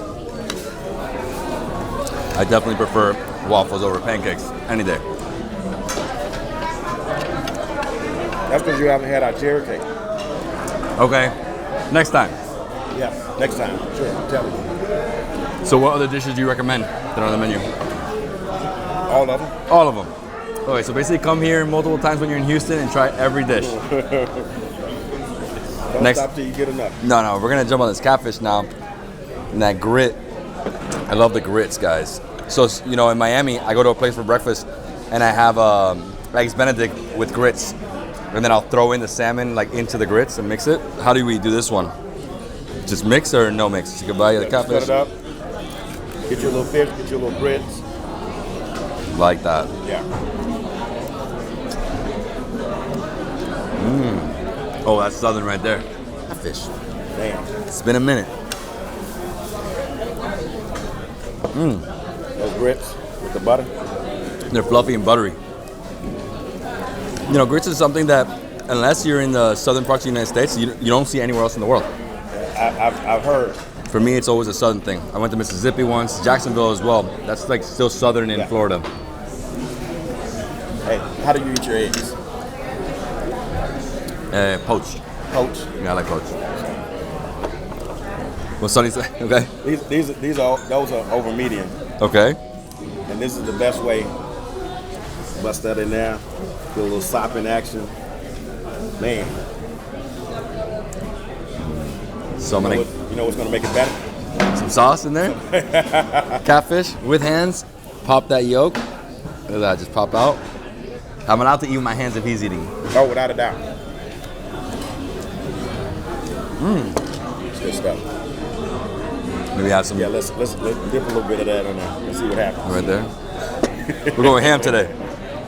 That's yours. Good. Yeah. I love the catfish. So is it like is there a lot of catfish in Texas? Because I don't know the history of the catfish. Just throughout the South, throughout the Gulf. And then you got ponds, lakes, Mississippi. A lot of catfish comes out of Mississippi. Think of catfish to the south like cod to Portugal and Spain. Exactly. It's almost the same. Yeah. It goes hand in hand. Yeah. Love this thing, man. Oh, what's the fish up north? Like up north, I think they eat like whiting or. Herring. Herring. Herring. They eat a lot of herring. Eat a lot of cod. Yeah. Herring and cod is because they're cold waters. Very nice meat. Sorry guys, this is my first meal of the day and I'm enjoying it. Catfish with the yolk, great combo. Man, I love it. I have one more little bit of grit. One more little bit of grit. The problem with the grits is they fill you up. One little. Oh yeah, you gotta get one little potato. Okay, so sweet tea and lemonade. This is sweet tea lemonade. That's your glass of ice over there. We make this in house. Perfect. And let me ask you, so you were born in Houston? Born and raised, man. Has it changed a lot? Oh, it's changed tremendously. It's grown a lot. But it's changed a lot and also it stayed the same. Okay. Meaning, here's the biggest change that's happened in Houston over the last, post-COVID, and over the last 10, 15 years. What's changed about Houston is more people know how great it is. It's always been great, but more people are finding out how great it is. That's the biggest change we've had. Like more people are discovering that Houston is the culinary capital of the country. No, for sure. Without a doubt. Hands down. Or up. Hands down, up, to the side, wherever. Put your hands wherever you want to. Yeah. You guys got everything. But Houston's the culinary capital of the country. Yeah. So like I'm from Miami, and Miami it's like we're the Latin American capital, right? / Caribbean. So we have Caribbean, Latin America. Right. Here you have everything. You got a little bit of everything. African, you have Vietnamese, the Venezuelans are here, Mexicans, so it's like it keeps missing. You know, this is my first time coming to Houston. I had no idea how big it really is. Yeah. It is so spread out. Yeah, it's huge. It's huge. Yeah. What can you tell me about the city? It's huge. It's just huge? Just very, very Texas. Yeah, no, very Houston. Very Houston. Yeah, Houston is a city within its own. It's almost a state within it's a nation within its own. I mean, we're just Houston, baby. The great thing about Houston is it's got a little bit of everything. We already talked about the food. You got the arts. You got the sports, the entertainment, football, basketball, baseball, world champion, Houston Astros, right? Get that? I know. World champion. They won. Yeah, a couple of times. And gonna win again. You got theater, museum, arts, the whole shebang. And the best part about Houston is, especially with it being the 4th largest city, the best part is you get to pick your pace in Houston. So in some cities, particularly larger cities, you have to go fast, right? In some cities, the smaller cities, you have to go slow. Houston, you get to pick your pace. You can go as fast as you want to go. You can go as slow as you want to go. You just chill. Just chill. I've noticed that. You can just relax, or you can go all out. Yeah. There is no comparison. That's it. I don't even utter those other words. There is no comparison. Houston is Houston. That's what makes it different. And those other places are not. That's what makes them different. Hey, so far, Houston has the best food in Texas.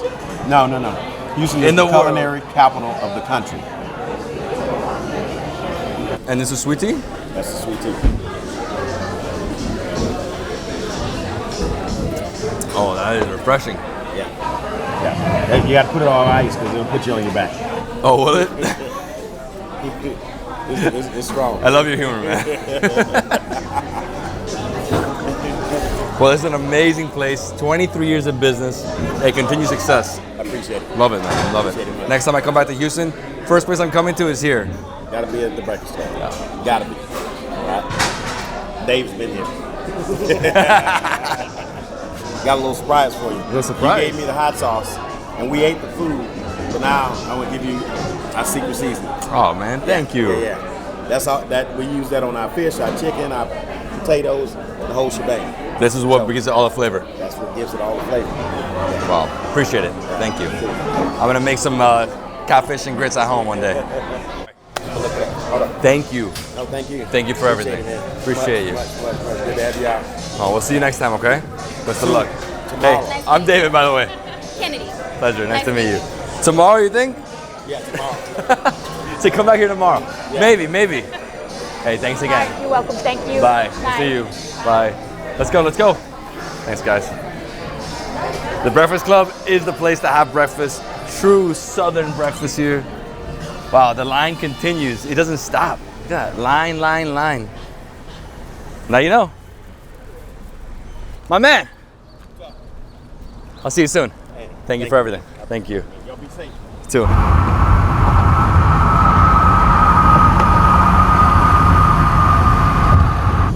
So we're about 20-minute drive away from Helen's Kitchen, one of the best Jamaican restaurants in Houston. And we're gonna try some curry goat, maybe some patties. They maybe have some oxtail, some saltfish. I don't know. We'll see what we eat.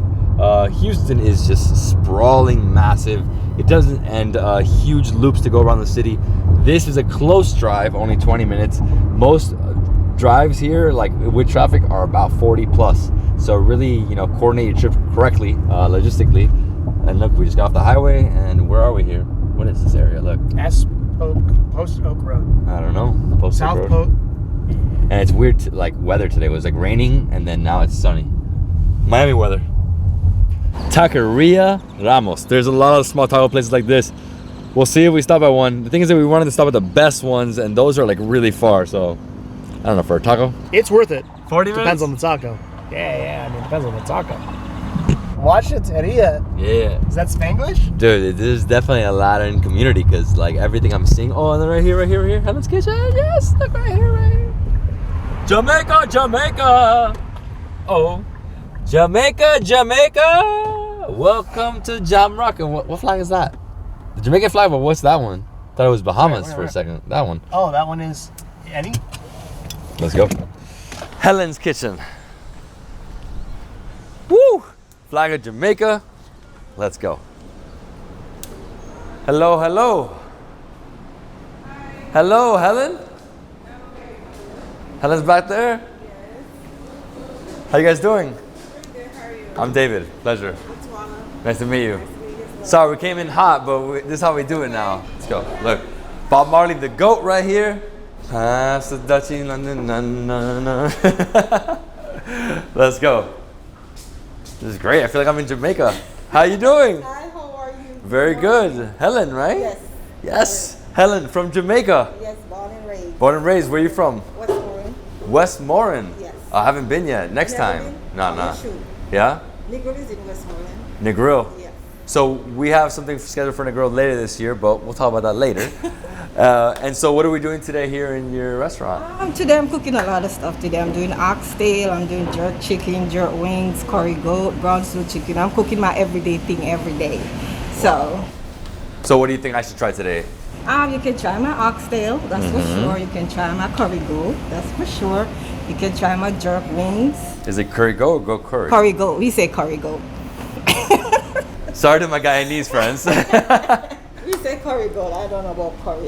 Goat curry. I know No, about I know. curry goat. Yeah. Yeah, it's a mini battle in the Caribbean with this, I know. but I see it on TikTok, but for I sure. just go with what I learned from when I was growing up as a girl about my family. The whole Jamaica, we grow up knowing it's curry goat, curry chicken, whatever.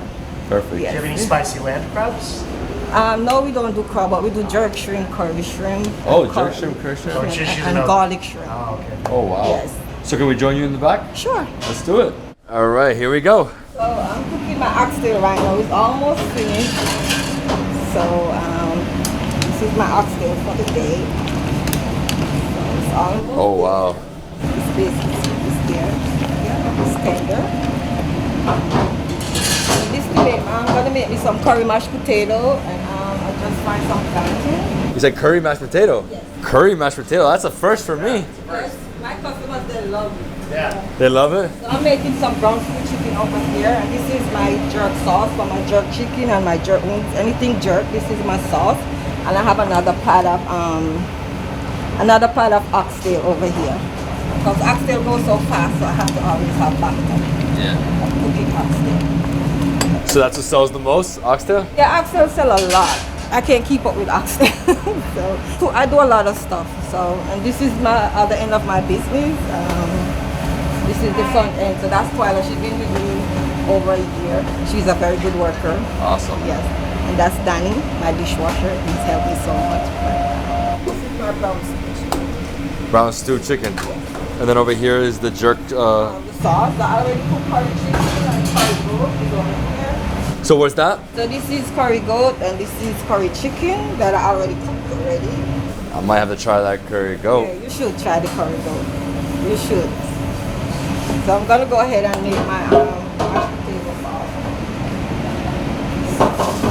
Go ahead, I'm gonna so I put some unsalted butter. Unsalted butter.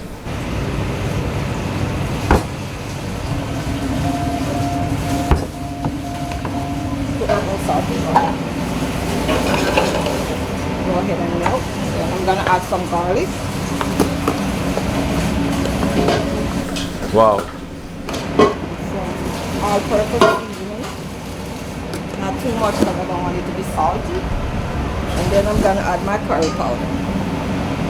That's yours? Wow. So basically this is a buttery dish. Yes.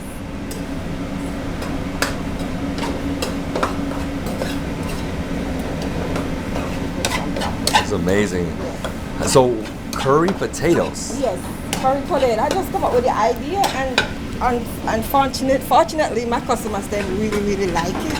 So I have to make it every day. And some people they come and don't get it, they're like, Yeah, so But is it spicy or? I don't make it spicy because sometimes kids eat it too, so I try not to make it too spicy. That butter is melting. What's this? So that's habanero pepper. It's not really Scotch bonnet, but that's what I can get, so I go ahead and use it. So like as the butter melts, everything mixes together. It looks like a nice thick paste. Yes, it is. Man, you turn off the extractor and now it's so hot in here. Yes. No, you need that extractor. Yeah, I need to take the heat from the kitchen. Oof. Because the heat is nothing to play with up in here. It takes No. away your energy. For sure. So I'm gonna try some oxtail. I'm gonna try some of this. Curry potatoes. Wow. By the way, I love how you use the flag and everything. So Helen, how long have you been in Houston? I've been here since 2006. Yes, 2006. But I have the restaurant open 2015. Oh wow. And how's the Caribbean and Jamaican community here in Houston? Is it big? Yes, it is. Yes, it is. As far as I know, yes, we have a good Jamaican base here. Ooh, right in there. Oh, that's what we need right there. Mix it together.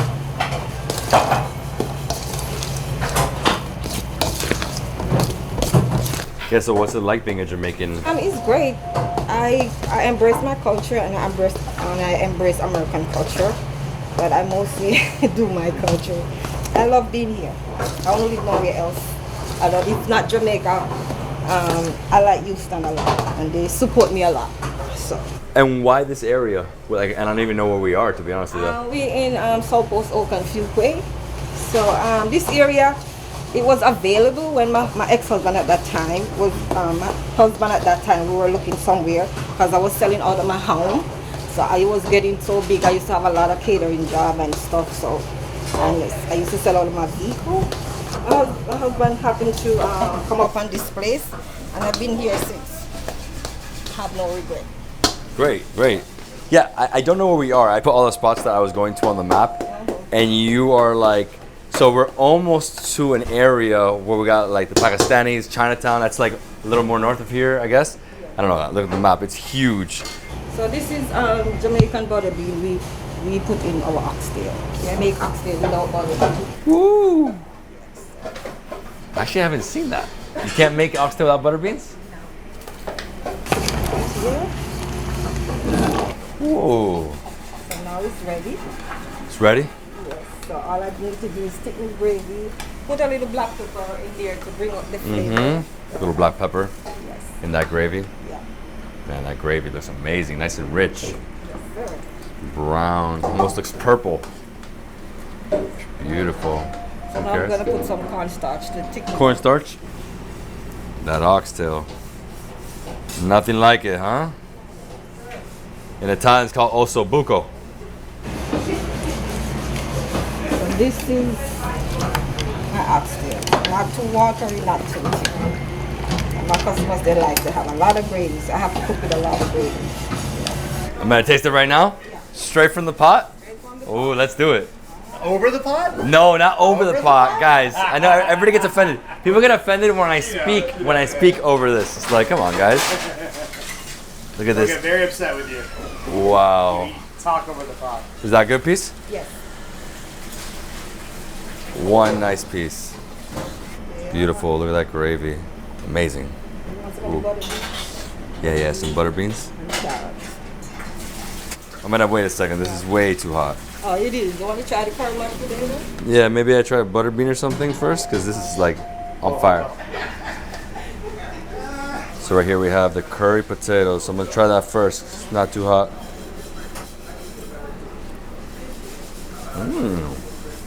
Oh, I love the curry taste throughout. Super soft. That's unique. So when's the last time you were in Jamaica? I went last year, April 14th. Oh yeah, I went twice last year, and I'm going this year again.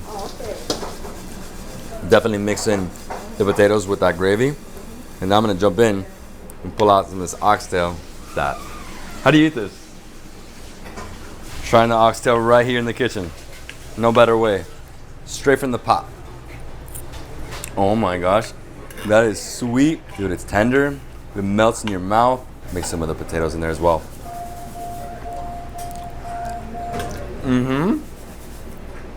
Delicious. So what's your favorite? Oxtail or ackee and saltfish?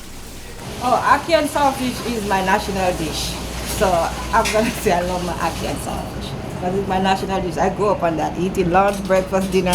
So ackee and saltfish is like, Yeah, I know. yeah, it's like home. Yeah, you know, it's funny because in Jamaica, I asked people that question. Everybody said ackee and saltfish. And I was surprised because for me, it's the jerk or the curry goat, you know? But it looks like scrambled eggs. Yeah, it does look like scrambled eggs. But it's not. You like me to make you one? Oh, you have? Yes, I do ackee and saltfish.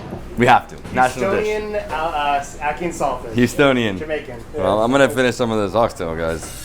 So how long do you cook this for? Normally 3 hours. 3 hours?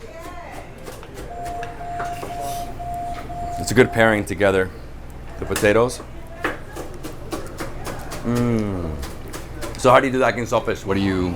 I use onion, green onion, regular onion, some habanero, and some tomatoes.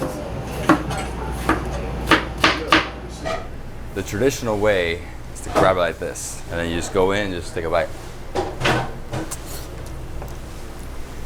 The piece that's right next to the bone is so oily, meaty, amazing. Ackee and saltfish. Let me make it. Hey, Gordon Ramsay, where you at? Gordon, come. So where the eggs at? The ackee, I mean. So the first time I tried ackee and saltfish, only time I actually had it was up there in the Blue Mountains. Yeah, Blue Mountains with the Matthew. Yeah. We were in Kingston. Love Kingston.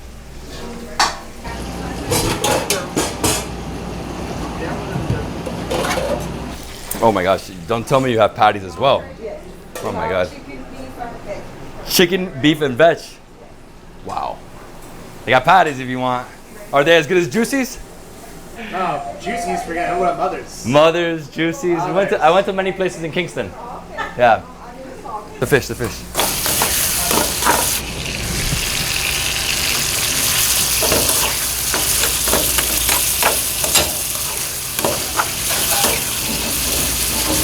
By the way, I love how you kept your kitchen very vibrant with the colors, nice and green. Yeah, sorry. Right now we're making some ackee and saltfish. I don't want to it up like a couple eggs, so I toss it.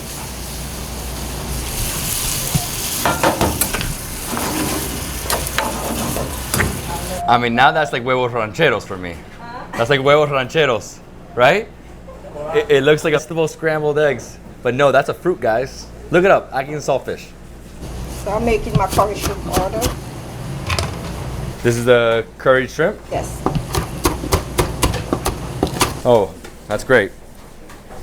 Do you also do festival? Yes. Woo! Is it nice and sweet, your festival? I make it just like I used to. Yeah? Yeah.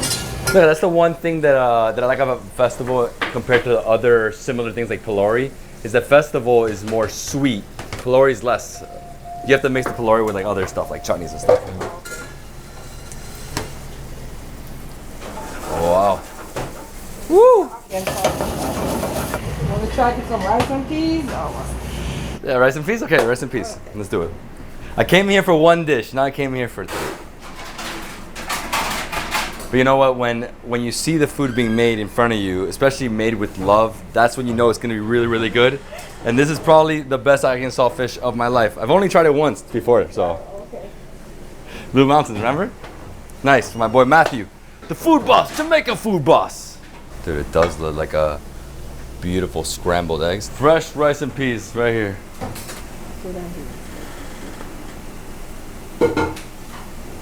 Oh my gosh. A light meal. A light meal, yeah. Do you have a fork anywhere or a spoon? Either or. Look at this beauty. Oh, this deserves a photo. This is great. The best ackee and saltfish in Houston. Got the rice and peas still scorching hot. Right here we have the ackee and the saltfish. Get a nice mix of vegetables in there. Nice bite. Mmm. Oh, the fish. Love it. Oh, nice and salty. Ooh, this is still super hot though. Trying to hold it. Mmm, the ackee. So it does have a consistency of eggs though. It's weirdly similar in looks and in taste, but it's different obviously. It's not an egg, it's a fruit. Mmm. Oh, the bite together. Oh, I love it. Mmm, pepper. Put a bunch of pepper in here. Salty, peppery. Get some rice, mix it together. Wow, man. They really love their saltfish. Look at that, beautiful. No, and this is a very vibrant plate. And again, this is the national dish of Jamaica. So if you're Jamaican and you didn't try this, you weren't in Jamrock. Yeah, you gotta try. You're so fast with your hands. She's like whizzing by me, like you're a ninja. I'm just making some curry shrimp. Curry shrimp. Yes, sir. So I add my garlic powder, all-purpose seasoning, onion, green onion, pepper, and a little bit unsalted butter on my curry. So it's not shrimp curry, it's curry shrimp.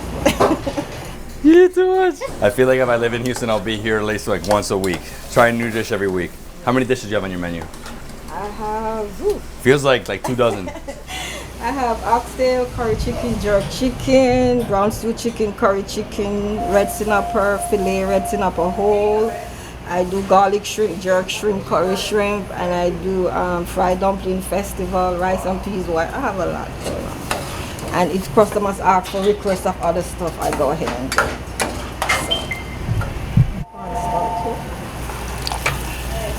Woo! Oh wow, that is beautiful. If you're still hungry, get a patty. I'm gonna go over here for a ginger beer. It's my tradition. So they got the coconut water, they have the cola champagne, but I go for the Jamaican ginger, and this is a little screw off.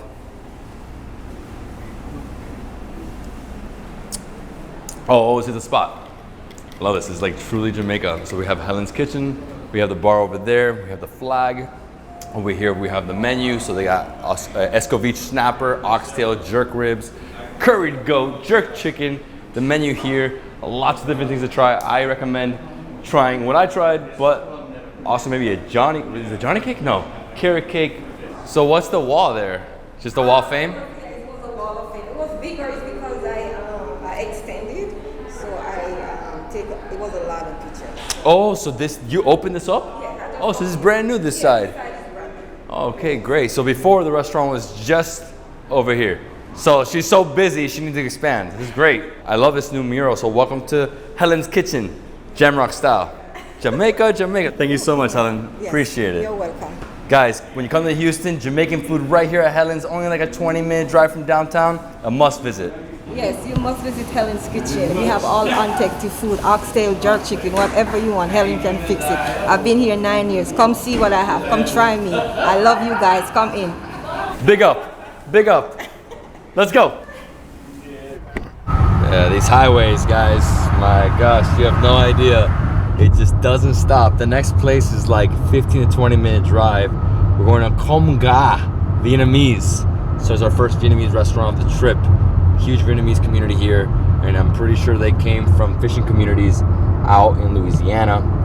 But over the years, Vietnamese from Vietnam coming directly to Houston. So huge Vietnamese community, lots of restaurants to choose from. We're doing 2 today, Com Ga, and I think we're going to, what is it, crawfish and noodles to have Cajun-Vietnamese food. Can't wait. They say it's some of the best food in the world. I've never been to Vietnam, so I'm excited. This is great. So we're entering the Little Saigon Vietnamese neighborhood. Can't believe it. The signs are in Vietnamese, or is that Mandarin? It looks like Mandarin. I mean, I don't know the difference, to be honest with you. I can't tell the difference. I haven't been to Vietnam, so I don't know how the script is. There it is. See, it says right there, Dai Lo Saigon. Vietnamese Walk of Honor, Dai Lo Saigon, Little Saigon right here. This is it. We just entered. Oh, it says it right here too. This is Little Saigon in Houston. Vietnamese have been immigrating over to Houston since 1975, since the end of the Vietnamese War. Why did they come here? Well, it felt similar to home. Fishing communities, you got the bayou, and this area of Bel Air, Little Saigon, is full of Vietnamese restaurants, Vietnamese culture. You can hear the language spoken. And today, what are we doing? Well, we're gonna be eating a lot of pho, or is it pho? Let me know in the comments below. Let's go eat. I'm excited, Vietnamese food. You see here, look, so every single... That is cool. This Hong Kong food market? Yeah, Hong Kong food market. It's a massive Hong Kong food space over there. It's like a strip mall, but all Hong Kong looking. I guess that's the style. And over here, literally every mini mall or strip mall is just Vietnamese restaurants. Well, there is some Korean. That's a huge. There is some other Asian communities, but yeah, Ocean Palace is the one he said is like the best seafood spot. That one. It's massive. Yeah, it's huge, bro. Really large. Let's see right here. There's crawfish and noodles right there. Yes, his other one. He has 2. So this is Com Ga, and that's crawfish and noodles. So they're boys. And this is it, Com Ga, Houston. Oh, this place is amazing. Look at this. This is like a true, authentic Vietnamese American diner. Super high ceilings, widespread. And over here we have the owner, Kevin. I don't know where he went. Did he leave me? Kevin, where did Kevin go? But look at the food. The food looks amazing right here. So this is pho, and then chicken and rice. You got some noodles. And here he is, Kevin. Hey. My man, how you doing? Good. How are you? Very good. How you liking Texas? Oh man, I love Texas. Everything's bigger in Texas. Yeah. So what do you guys do here at Com Ga, and what does it mean? Com Ga directly translates to rice chicken. Oh, okay. So everything here is chicken based. So we primarily, specialize in chicken dishes. Nothing fried. Everything is boiled, steamed. So all the fat's gone. It's actually very healthy. Well, that's very different from the rest of the stuff we've been eating here in Texas, where everything is fried chicken like crazy. This is just boiled. Yeah, not to mention it's free range chicken, so it's not caged chicken Even where better. they just sit there and get fat. They exercise, they move around. The meat is has a nice texture to it. And in terms of the Vietnamese community here in Houston, I did my little research. They've been coming here for over 60 years. What can you tell me about the Vietnamese community here? Man, the Vietnamese community here has grown a lot over the years. I'm born here, but I grew up around here. I've seen the place develop, and more people just keep coming over, and they're bringing in their own tastes and styles over. Like, you got Viet Cajun across the street, and then you have some desserts. You got, some beef dishes too. It's crazy. I can't even keep up with it. Wow. So one of the countries that I haven't been to in Asia is Vietnam. It's one on my bucket list. I'm dying to go. I'm waiting for an invitation by somebody with a red bandana, but we're gonna go in the kitchen now. We're gonna see you make a, what is it, a crepe? Yeah, it's a Vietnamese crepe. It's called bun sao. Let's go. Let's go. Hey. Is it Xin Chao? Xin Chao? Just Jiao is fine. Jiao is fine? Xin Jiao is very like formal, but Too formal. Yeah, it's a bit too formal. Yeah, I was like looking at the language and I'm confused already, man. Yeah. It's hard. And over here, look, we got the boiled chicken. This is gorgeous. Look at that. Smells amazing and healthy. That broth will keep you alive, man.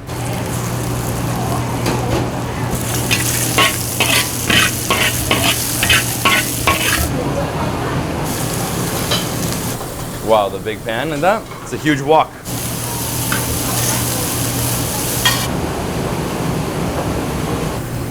So this is the pancake? Yeah. So it's gonna be nice and thin and crispy. I've had something like this before in a few different countries, like South Korea as well as China, something similar where it's like they fold it and it's like crunchy. Man, this is amazing. How hot is this? Oh my God. It's too hot. It's too hot. Woo! Oh man, the flame, I can't. I lost hairs, I can smell it. This is amazing. Let me get out of this face. Okay, so she's gonna, this looks like almost like the French crepe with doso, and then they're gonna like open it up like this and flip it together, right? Yeah. How are you? Everything good? Yeah. Perfect. Yeah. Oh, she needs me to go here? It's very similar to a Chinese dish, the Hainan chicken. Hainan chicken. Yeah. Hết lòng rồi, hết lòng, hết trứng. Ủa còn trứng không? That's like porridge right there. Yeah, that is porridge. That is porridge? So what are the dishes that we saw there? We saw the chicken rice, which has the chicken over the rice with some pickled veggies, lettuce, and cucumber.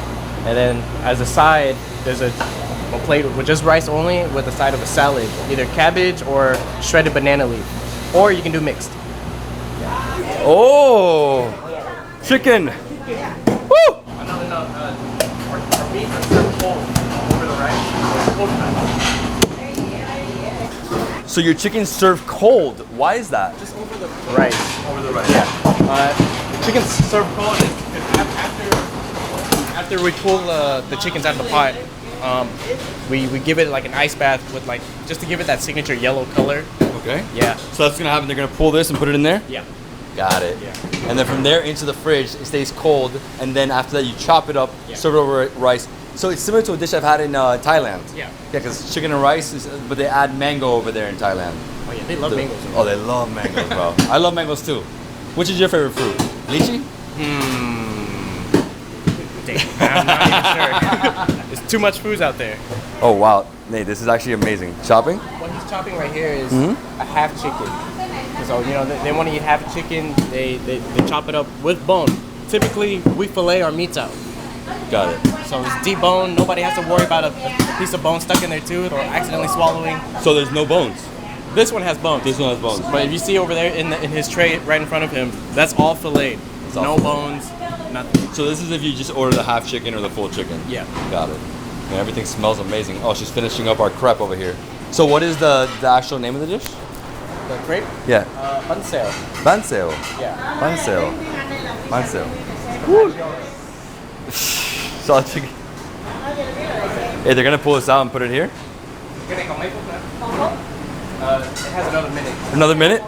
So, you know what's amazing? I've noticed in your kitchen, everybody is Vietnamese, and I hear the language. Yeah. Most of them have been coming, like, are these recent? Some of them recent, some of them have been here Multiple for a while. generations. Yeah. And so you're a first generation? I'm a first generation. Me too. Oh, yeah? Congratulations. We're born in America, bro. Born in America.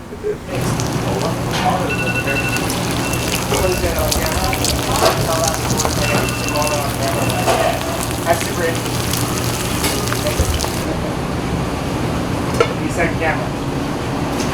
Woo! That looks nice and oily and crispy. Oh, I love the shrimp in there. What else is in there? Is that calamari or squid? Calamari, yeah, squid, pork belly, shrimp. Oh, wow. Tikama, king oyster mushrooms, and some mung beans over on top.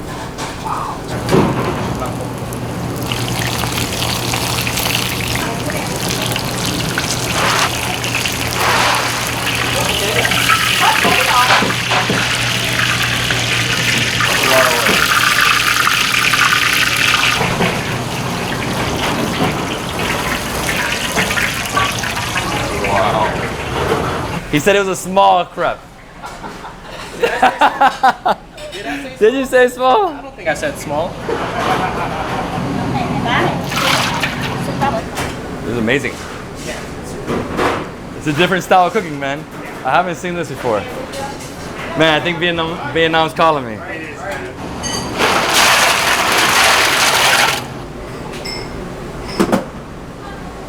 Woo.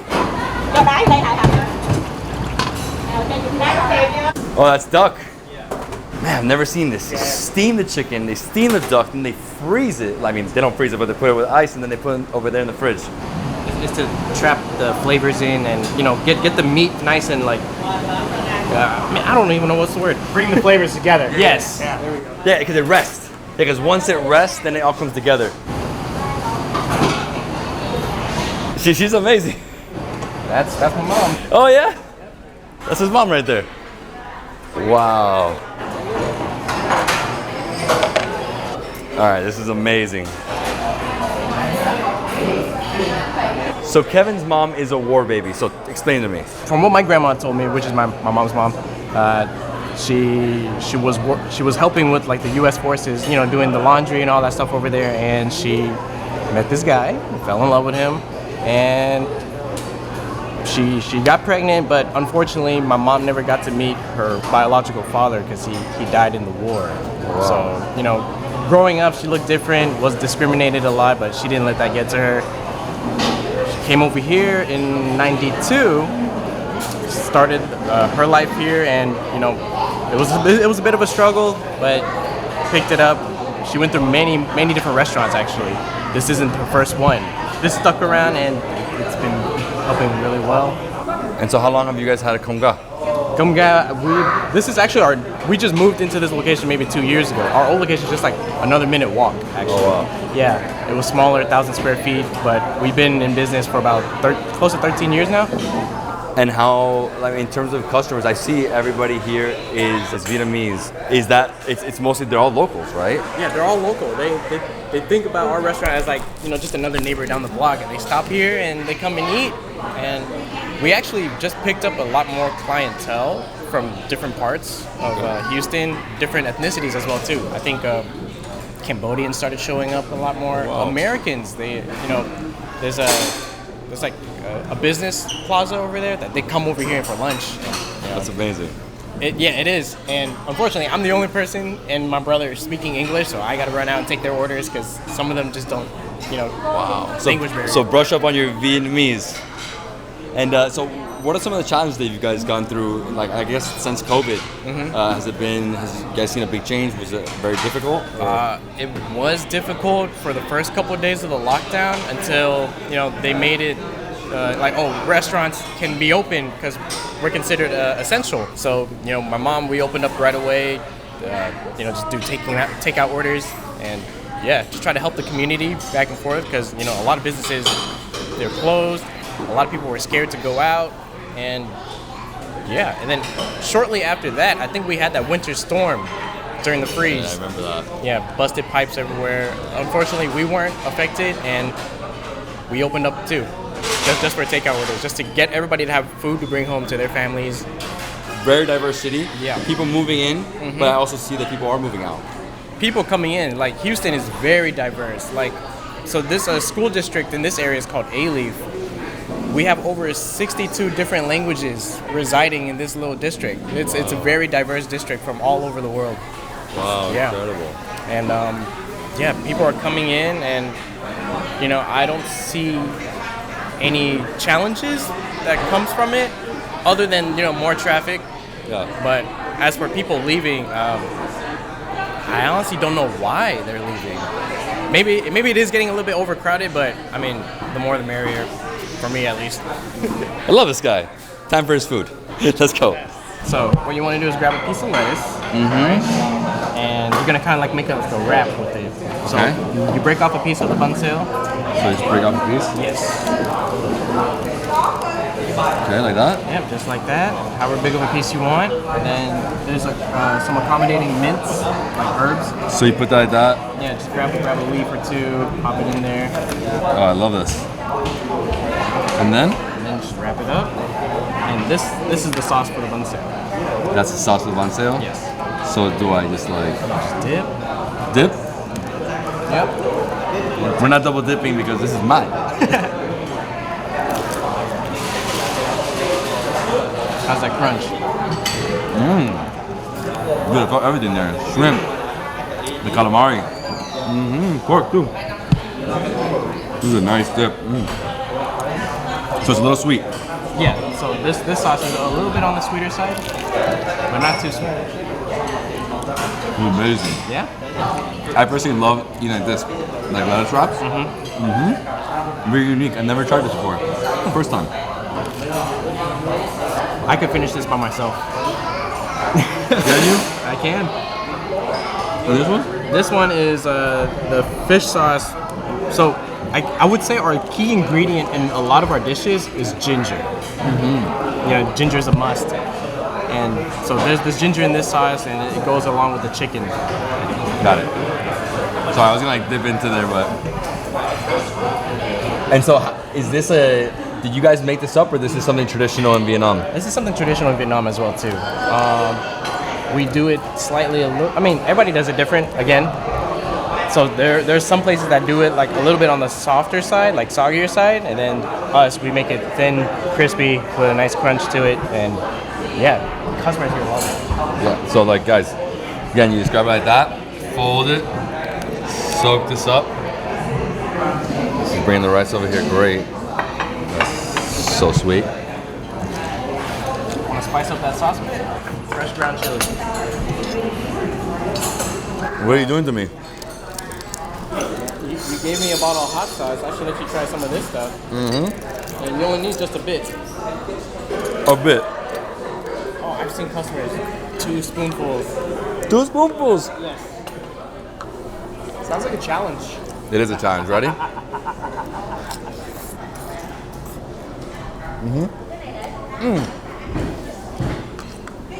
The sweetness mixed with the heat. Yeah. Dude, it's amazing. I can go non-stop with this. And this is just like another day, right? People come in, they'll have this as a, is this like breakfast, or would you consider this like a brunch? I would consider it brunch. Brunch. Brunch, yeah. But I would consider this an appetizer, but it does take a while for it to come out. Yeah, brunch. Yeah, brunch time would be my busiest time. Everybody's coming in, especially like they're on lunch, and you know, eat something quick and go. You know. And is this like your restaurant? The dishes that we're doing here, they're all like traditional dishes in Vietnam, right? Traditional dishes. And did your mom, I guess, because she went through many restaurants before, I mean, did she like just chose the best stuff for this restaurant, or what was the? Typically, like I mentioned earlier, my mom tries to bring food that she would cook at home and try to serve it to others. And I think the times just weren't right for her previous attempts, but this one just really took off, and it's done well for us. By the way, guys, he has a franchise in Atlanta, in Dallas, and soon in Miami. No, we don't have enough Vietnamese over there. We need more Vietnamese in Miami. Well, I was in talks with some people in Florida. Oh yeah? I don't get it. Why does everybody like boba tea so much? It's a drink and a dessert. At the same time. I mean, it's a drink and edible at the same time. So I mean, it's. I like it. I don't like that there's an abundance of different shops. But you were saying how many are in this area? Like 100 or something? Yeah, a lot. So there's That's probably crazy. Like 2 in that plaza, and actually, on the way here, I think I might have saw you guys down the street. It's out on the street. Yeah. Totally. Yeah. There's that one plaza across from y'all with like 5, 6 of them. Wow. Insane. Yeah. I don't know. I personally like the mini bobas, the tiny ones. They're good. They go down very easily. Dragon milk, right? So how do we eat this chicken? You can drizzle the sauce over. You can dip. Oh, we're drizzling. Today we drizzle. So like this. Wait. Let's have some chicken on there first. Okay, wait. I'm going too fast. And I also got your tea. Yep. How's the tea? It's good. It's sweet. There's actually no sugar in it. But it reminds me of like having boba tea, but without the boba. Yeah, there's no sugar in there. That's all natural from the leaves. It's amazing. Yeah. It's so cold. But it is very sweet. Dude, I thought it was tapioca in there. Because he's talking about boba the whole day. He's like, boba for so long there that it's like just tastes of boba. so I'm gonna grab the easiest piece. Got some of this chicken. So you gotta take off the bone. Like that, and then you said drizzle. Yep. On the rice. Is On the rice too.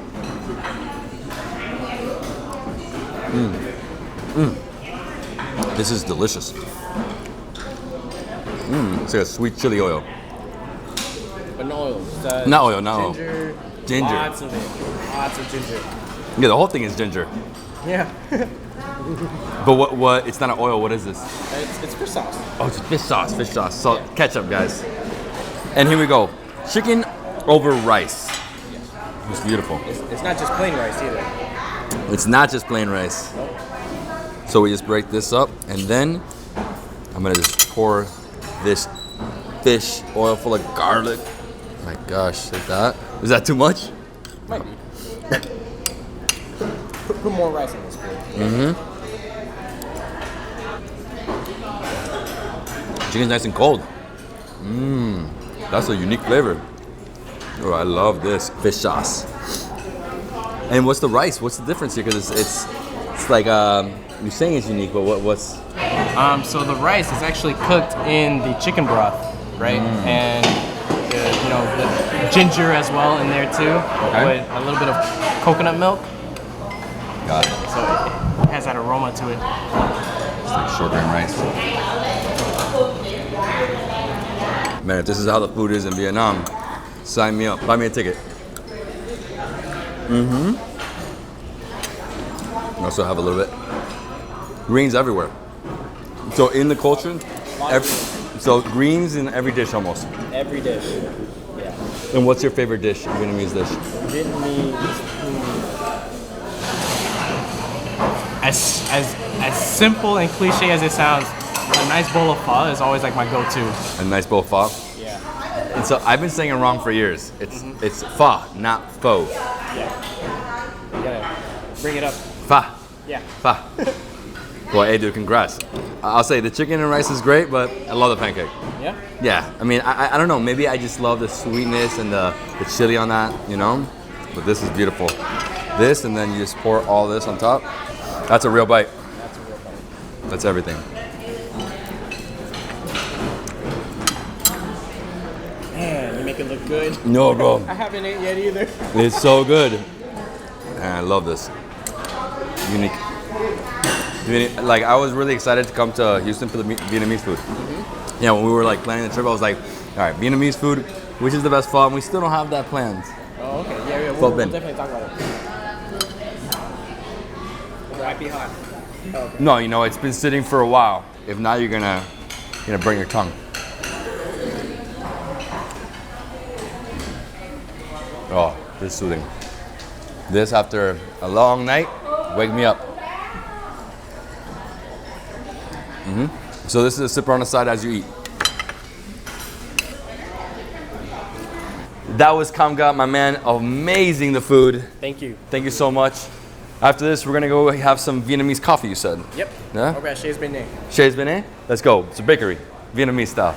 Hey, thanks, bro. Thank you. Thanks. This food was amazing. Vietnamese food, oh, so good.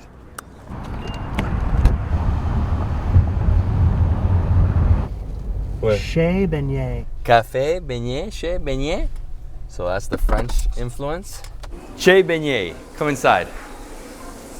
Oh, this place is great. We're gonna get some Vietnamese coffee. My man, how you doing? Oh, wow. David.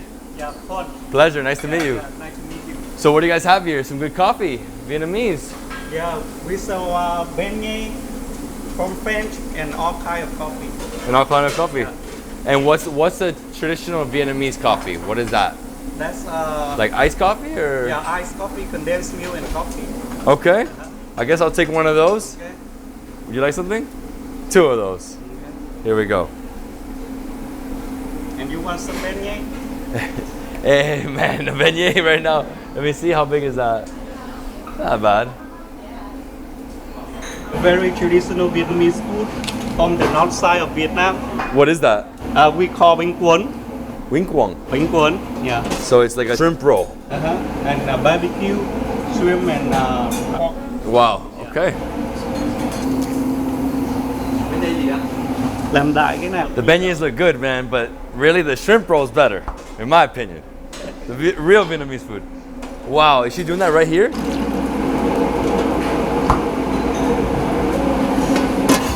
So that's it?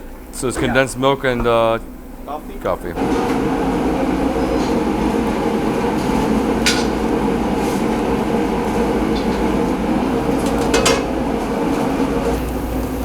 What is this? Oh, it's the plastic. Yeah, it seals it, yeah. Yeah, he's making the beignet. The beignet over there? Oh, wow.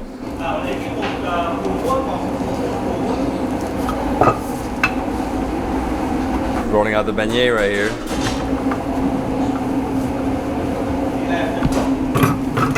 Oh, you cut it?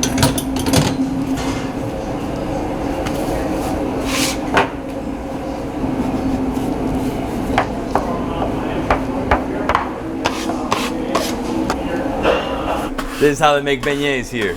So that's like the French Vietnamese influence to make these beignets.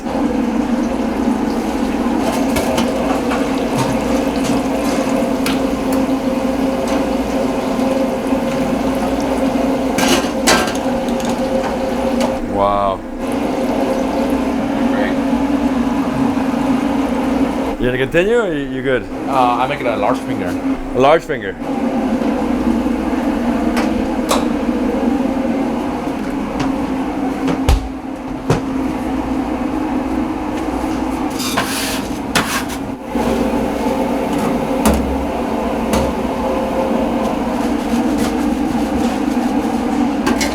Powdered sugar? It's gonna be on the side for you. Oh, okay. Whoa. Good, not that many. You want powdered sugar on top? Let's do it. It's a lot of beignets. And we dip into the honey. Oh yeah? Yeah. Dip into honey? So good. Since 1921. That dish? Yeah. Wow. I'm the fourth generation of this. Wow. Yeah. So 100-year family. Uh-huh. Whoa, and you've been here how long? Now it's 103 years. Yeah. Making this dish? Yeah. My great mom, my grandmom, my mom, and I. All right, let's try the beignets. You bring me. What are you doing to me? Why would you do this? Okay, so. I know you food, just try a little bit. I'll try everything. So what do we have here? What is this one? This is the wet rice roll. This one? Yeah. So this is what your family's famous for. 100 years of this one. Yeah. And then we have over here the beignet. So perfect. So just eat this one first. Mhm. This one for dessert. That one for this. All right. So how do we eat this? Okay, just dip into the fish sauce. Into the fish sauce. So that's fish sauce. Here, this is like a shrimp roll. You got fried shrimp as well. You have This is the Vietnamese ham. Vietnamese ham. Yeah. And so I just grabbed this guy. I That's personally, shrimp. I love this. These shrimp rolls, they're sticky. So add a little bit more Oh, some heat. chili. Yeah, for me, perfect. Woohoo! Okay, here we go.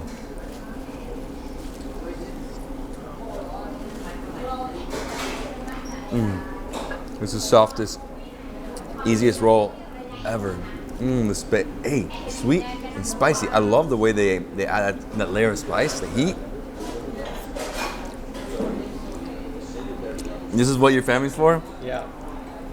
It's the same recipe or? Yeah, the same. Same. Wow. So over here, fried shrimp. So do I grab this Yeah. alone? Sure. Yeah. Oh, there's 3 different ones in here? Oh, I didn't know that. I thought it was just one big shrimp roll.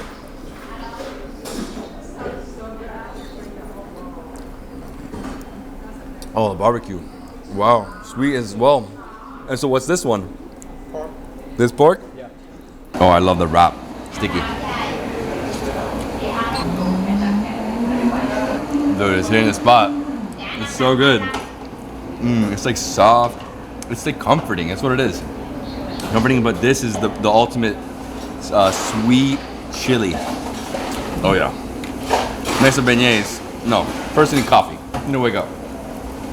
So what'd you put in here? Condensed milk? Yeah. That's a little bit strong. It's strong, but sweet at the same time with the condensed milk. Ice cold. This is what you need, especially in Vietnam with that weather. Super hot. You need cold coffee. This is why I like cold brew. In Miami? You want the hot one? No, I don't want hot coffee. I like cold. And then this, you pair it with the beignets. He gave me a mountain of beignets. Too much, son. Then I'm gonna get one of these beignets with a bunch of powdered sugar on top. Honey. It's like a super airy pillow. I'm full of powdered sugar. Now my day. If I eat all this, I will go to bed right now. The wet rice rolls are bomb, guys. I can't stop. So good. I didn't know there was 3 different ones in here. Look, it's like a very spongy skin, like that wrap. You gotta break it. And you have to get in here. And this is what makes the dish. I mean, obviously the ingredients inside, but this, beautiful. Mix it with some of the spice. Just like that. Yeah, it's all. I'm sorry, it's a pate right there. Or these size dishes that you. These are ham. Right here we have all the sprouts. They love their sprouts. But this is what you come for. I mean, come for coffee and wake up, but this, 100 years, man.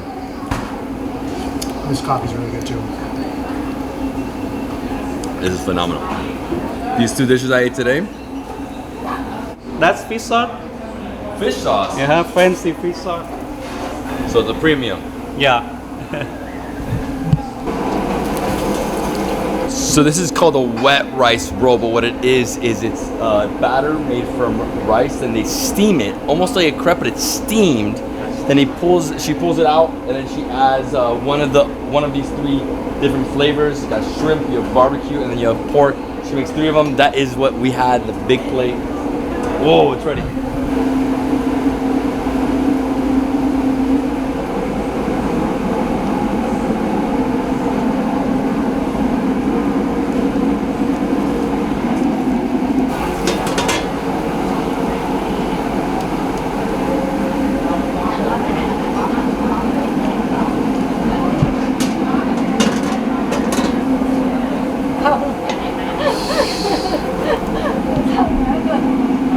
Okay, thank you for coming. Thank you so much. Man, I love the beignets, love the coffee, but to be honest with you, come here for his wet rice rolls. It is amazing, phenomenal. 3 different flavors. You got shrimp, you have barbecue, you have pork. You see them make it right here in front of you. She literally just puts the rice batter in there. It steams. She pulls out super thin layer, rolls it.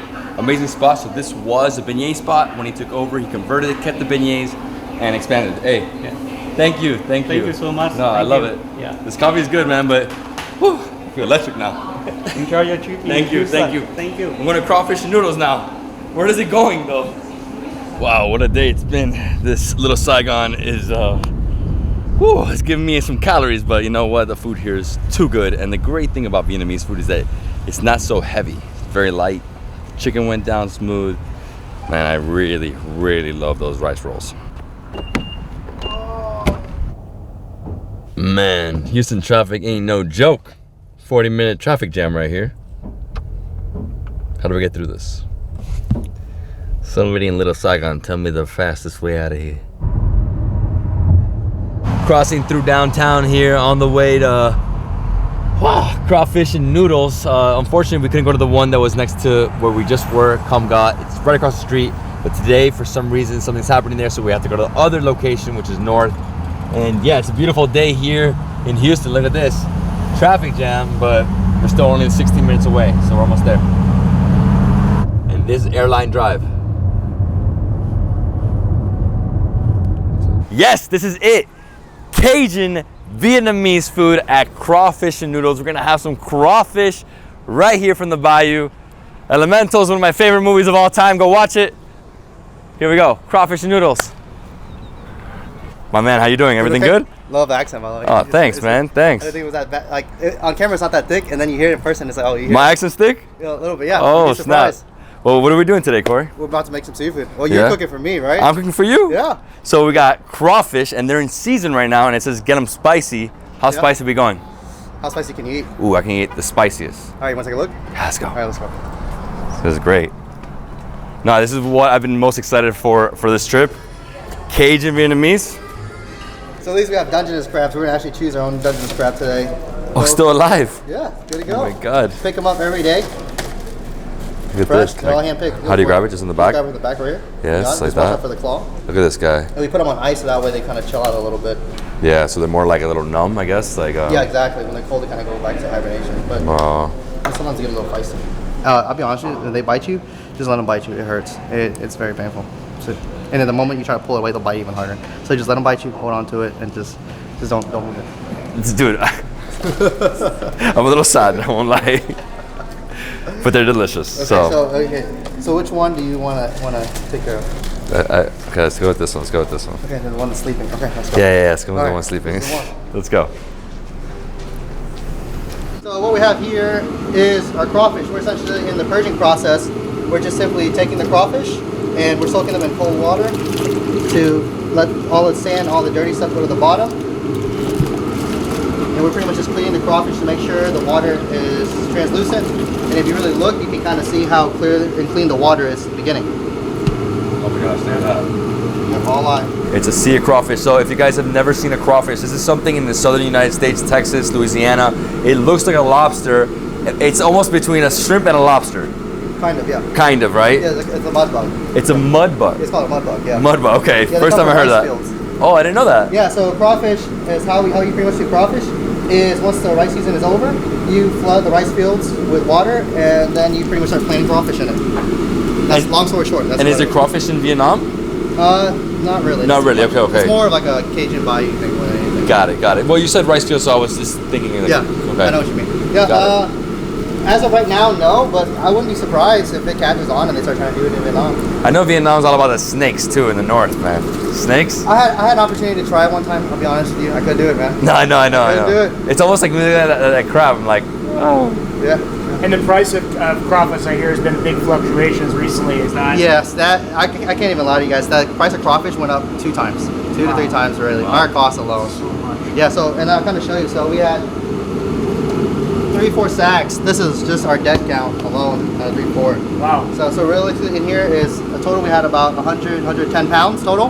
This here is about 15 pounds, give or take. So these came in, they were dead already? Yeah, dead, nothing we could do about it. I Oh got my it gosh. about an hour ago. We started cleaning them immediately. Oh, wow. And that's just the nature of the business. Yeah, of course. I know. Well, so pretty much we'll hand sort every single one, and then whatever's dead, we'll take them and put in here, and then we'll just toss them right after this. Yeah, we'll just Yeah, toss 'cause them. I think I read something like New York Times or maybe it's Business Insider. They were talking about that. Yeah. How the crawfish industry is like having a struggle right now. Big time. Prices. Big time. Double your prices, basically, for the crawfish. Yeah, that's something that The it's, harvest, right, wasn't yeah, that good. like logically from a business perspective, you got to double your prices, but realistically from a consumer standpoint, you can't do that. It's not realistic. Yeah. So that's one of those things we have it. A lot of guests really enjoy it, so we keep it on for the guests. But realistically, we'll never make $1 off the season off of this. Yeah, for sure. But the guests love it, so that's what really counts.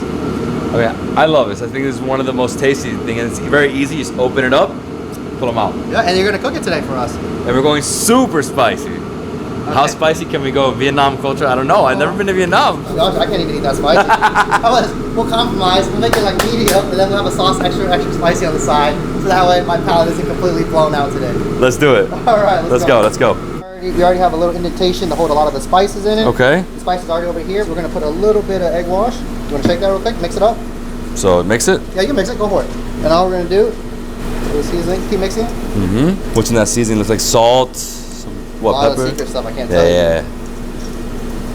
But you're not wrong. A little bit. Sorry, I'm trying to describe for the camera. It's all good. It's all good. It's a magic. It's a lot of beautiful. magic. And I'll tell you what, a lot of the spices and seasonings you're seeing in here, there's only one place you can get them in the world.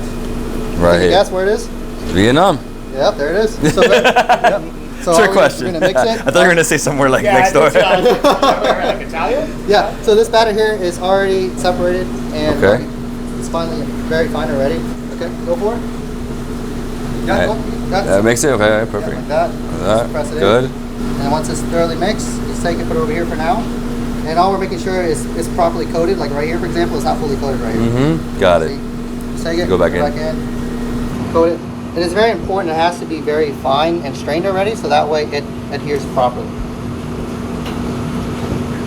Yep. Nice. Oh man, it's super soft. Yeah.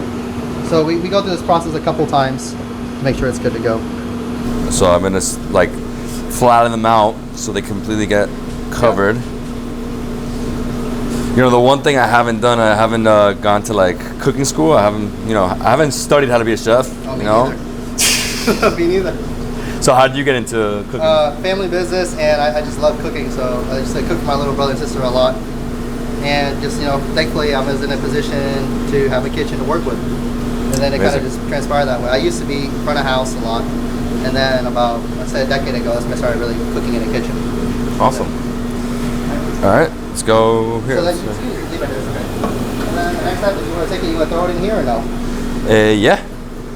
Throw it in. Okay, so all we're going to do, we're going to take the calamari here, we're going to take 1 or 2 pieces, like so, and we're going to just throw it away. It's very important we're throwing it away, not towards us, because you're going to end up splashing. And well, I'm kind of used to the burn of the oil, but it's not ideal. Nice. So like 2 at a time. Yeah, 2 or a couple. Just got to get in there relatively the same time, so that way it cooks evenly. This is fun. I'm sure it's not fun when you have a rush and you're like flying. Yeah, a lot of times when it's busy, what I'll do is a lot of my team that catch me doing it without me even knowing intentionally is I'll talk fast, and then when it gets really busy, I'm so calm, and I'll just start speaking in Vietnamese. Wow. Yeah, I don't think about it. It's just out of habit. You just start speak English and then just go right to Vietnamese. Yeah. So you speak Vietnamese every day? Yeah, pretty much. Yeah. Vietnamese every day. And in terms of customers, a lot of Vietnamese, but also mix. Mix. Yeah. Of course, I speak Vietnamese every day. I don't use bad words, of course, but a lot of English, a lot of Vietnamese. And were you born in the States or? I was born in the States. Yeah, I was born in Houston. Okay, so first gen or?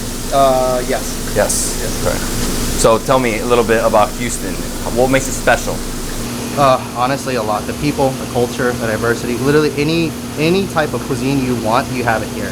And the best part about it is all the grocery stores you need to have the ingredients for specific cuisines, they're all here in Houston too. So anything you want, you got it here. And the people that cook here too, phenomenal chefs. And what's your favorite food? I mean, I guess what's your favorite dish in Vietnamese, and then what's your favorite food in Houston? Okay, favorite dish in Vietnamese is cajun. That one is essentially braised fish sauce with pork, eggs. Favorite dish in Houston, dude, that's a hard one, man. It's a lot of food I gotta think about. I know. Dude, barbecue yesterday was amazing, but today I had so much good Vietnamese. It's tough, right? It's gonna be tough. It's gonna be a tough one. And I think it's one of those questions you ask is like, what's your favorite thing to eat at a certain time? You know what I mean? Yeah, yeah. Exactly. So that way it kind of gives you more leverage to choose more food than just one thing. Mm-hmm. Like if I do what's my favorite last meal before I die? It'd probably be like cajun, so the braised pork and eggs. Oh. But that's Chef Trong. He makes it specific like that. Phenomenal. It's a very comfort food. For me, chicken and waffles with fish and chips next to it, and then maybe some cacio pepe. Ribs? I don't know, bro. I have like 20 favorite dishes. Come on. Yeah, I have too much. Yeah, with some buttered chicken. No biryani? Dude, we haven't had Indian food yet on this trip. Biryani's good, man. I know, bro. Okay, let's take a look Let's at go, this let's real go. quick. Yeah. So we're just taking a look at this, making sure it's frying properly. It's very hot. We're just gonna take your hand, we're gonna press it like that. And all we're really feeling for is they have a little give or not. So we're gonna go a little bit longer real quick. I'm gonna take a basket right over here. Go down real quick here. Yeah, because if not, it's too chewy, right? Correct, yeah. So all we do is just touch it, press into it. It's pretty good to go. You know, it looks like crack conch, but it ain't no crack conch. It kind of does, yeah. It looks just like it, dude. All right, and over here we have the wok. So we have like a few different sizes. This one's the one we're starting with. Look how massive these are. So you always have this water boiling. So this is to flash fry noodles. All right, so he's gathering all the ingredients here. Ours, we actually get from Vietnam, but I'll be honest with you, you don't want to eat those. Yeah. Too spicy? Yeah, it's spicy, and the crazy part is my parents ate it so much I gave them ulcers. So, yeah, that's how spicy they really get. I won't lie, I probably have a few myself. We're just pretty much getting them nice and toasty. And so what dish are you making here? This is our Vietnamese calamari. Once you get it a little bit nice and toasty, take a little bit. And it's very important that we don't burn the green onions. You just want to slowly release the smell, get a little bit of char, and that's it.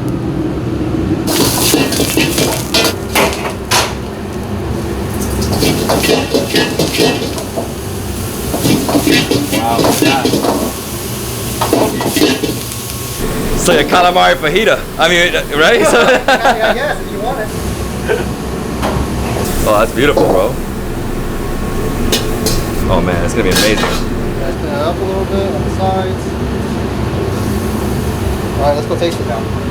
It's Cajun-Vietnamese. Beautiful. With that nice fried calamari. Can't wait. Spices here. Straight from Vietnam. I think he's getting some spice, some extra spice. He's like, how spicy do you want it? Do you want to like really drip? I'm like, bring it on, bro. Mark Weens, what you got? So this one here is salt. Peppers we actually get imported from Vietnam. And a little bit of secret stuff in there too. All we do is we just grind up freshly cracked black pepper, a little bit of lime juice here. So go ahead and try the calamari first by itself, and then try it again with the actual... Hands or chopstick?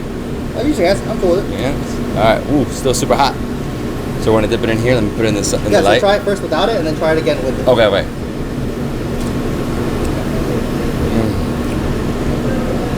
Taste.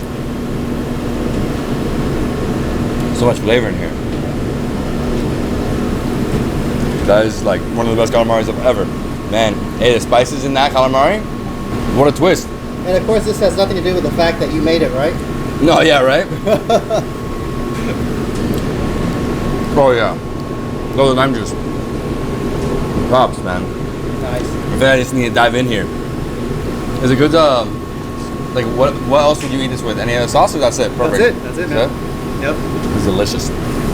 Vietnamese calamari. I had no idea I was gonna be eating this today. Pepper, salt. Hey, amazing. You know what? Took a second, but I'm feeling all the different flavors. Yeah, so it's right there in that batter. Vietnamese food. Whoa. Sirloin filet mignon. And it's been marinated for a full day before you can use it. Oh yeah? Yeah. And special marinade? Oh yeah. All of our marinades are special. All special, all made in-house. It smells sweet, a little sweet. Oh, you'll taste it, you'll find out. Oh dude, I can't wait. Okay, so all we're doing now, we're pretty much just getting things set up. Let me get this thing set up real quick. Piping hot. I'm talking 3rd-degree burn the moment you touch it.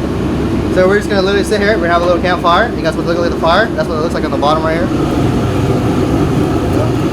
Woo! We're getting piping hot. You'll feel it, you start seeing a lot of the smoke fire. Oh my gosh. All we're gonna do, I'm gonna give it a nice hard sear.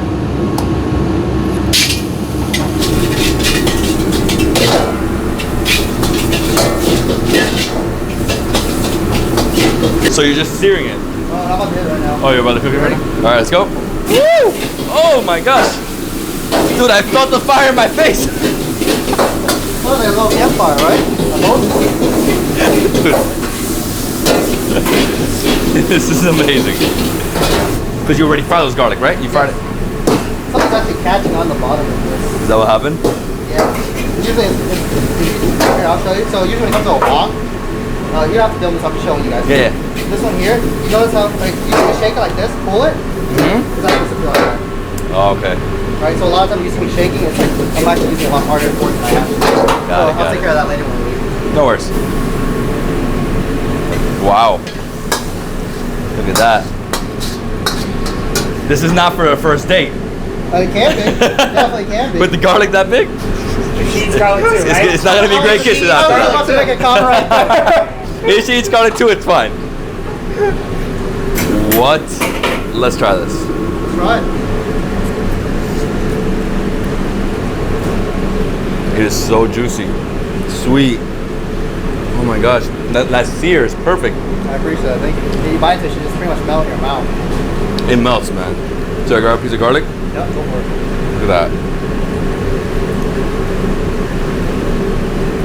Pretty intense. Yeah.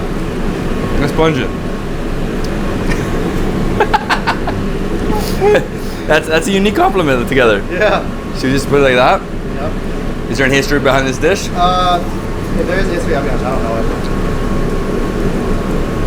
I've never seen this much garlic on a plate. Usually it's about 2 orders worth. So normally it's 1 order, but for me I like more of a garlic flavor there. So what I'll do is I put more garlic in it. As we're cooking it, a lot of the garlic flavor will come out, but I don't actually personally eat a lot of that garlic. I just use that for a lot of the flavor and stuff. Got it, perfect. No, yeah, because I was thinking, I was like, I can't eat all that garlic, but the beef is amazing. And you feel the garlic throughout the whole thing. Yeah. And juicy, fat. No, it's just amazing. It's falling apart. I can't stop. You don't have to. I know, I don't have to. You don't have to share. You have to share with anybody. Go to my happy place now. Okay, I'll make the next dish, it's fine. He's gone. That's that Dungeness crab. That's the Dungeness crab that it already died. It makes you feel better. I have nothing else to say about it. I'm just gonna leave it at that. It's all good, bro. So is this what we're doing spicy? No, this one is gonna be our last actual Vietnamese dish. Perfect. This one is gonna be salt and pepper Dungeness crabs. Salt and pepper Dungeness crabs. Man, the way he's... Just getting a little bit of texture on it. We're gonna take this one here, we're just gonna... Wow, it's gonna fry that? Look at that. Oh man, that's the top of the crab. That's what we're gonna use to put the meat inside? Or what's happening in there? And then we're just getting a little bit of texture on this one as well. Close, like that. Okay. And all I'm doing is I'm just lightly tossing it in. I'm staggering the time by a couple of seconds, just so that way they don't stick together. Got it. So this is like a quick fry. Yeah, pretty quick. Like a fry. Woo! So we're gonna bite into that? Oh yeah, you're gonna bite into that. It's gonna be a little hot, but it's gonna be good. It's gonna be great. And so back there, they're tossing the crawfish. Is that a Cajun boil? Yeah, so we still do things like a traditional Cajun boil. The only big difference for us is specifically we season it after we take it out. A lot of times the Cajun boils, they'll season the actual water. Okay. What we do is we'll season it after it gets out of the water, and then we'll coat it very thoroughly in spices. And that's what she's doing, she's tossing it. Pretty much, yes. Got it. On this part, it's good. I'm just getting this hot again. I'm gonna grab everything here. I'm gonna pull it out, because the whole goal is you want to get it a little nice and toasty. You don't actually want it to cook, overcook. Like, put a little bit of batter. Wow, bro. I love this. Take a bite of that, like, fry.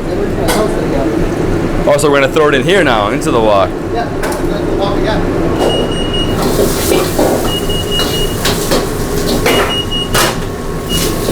So we use a lot of red bottles, but they're all different sauces. Woo! Oh, the smoke! Yeah, the smoke is very important to cook. Wow, bro. Back left leg here. Front right claw. Back right leg. Front left claw. What is this guy doing? Head here. Oh my god. No, your presentation's like, voila. Crawfish and Noodles is located literally inside the Houston's Farmers Market, and you get your produce from them directly. Yeah, I just saw. Produce. Yeah, she's walking back over there right now. We get it pretty much daily. Wow. Yeah, it's very, very convenient. So you're next to an attraction, and that brings clientele, I'm sure. I guess so. Yeah. If you want to put it that way, we definitely do it that way. Yeah. And how do we do this? Okay. Okay. We're just gonna get right into it. We're gonna heat it together, right? Yeah. So the head itself, that just got to have 2 eggs. All right. So we want this side right here. You like oysters? Yeah, man. I love oysters. Okay, right here. So there's 1 egg right here. So I guess I'll show the camera. There's an egg in there. Correct. Yes. And then there's another egg right over here.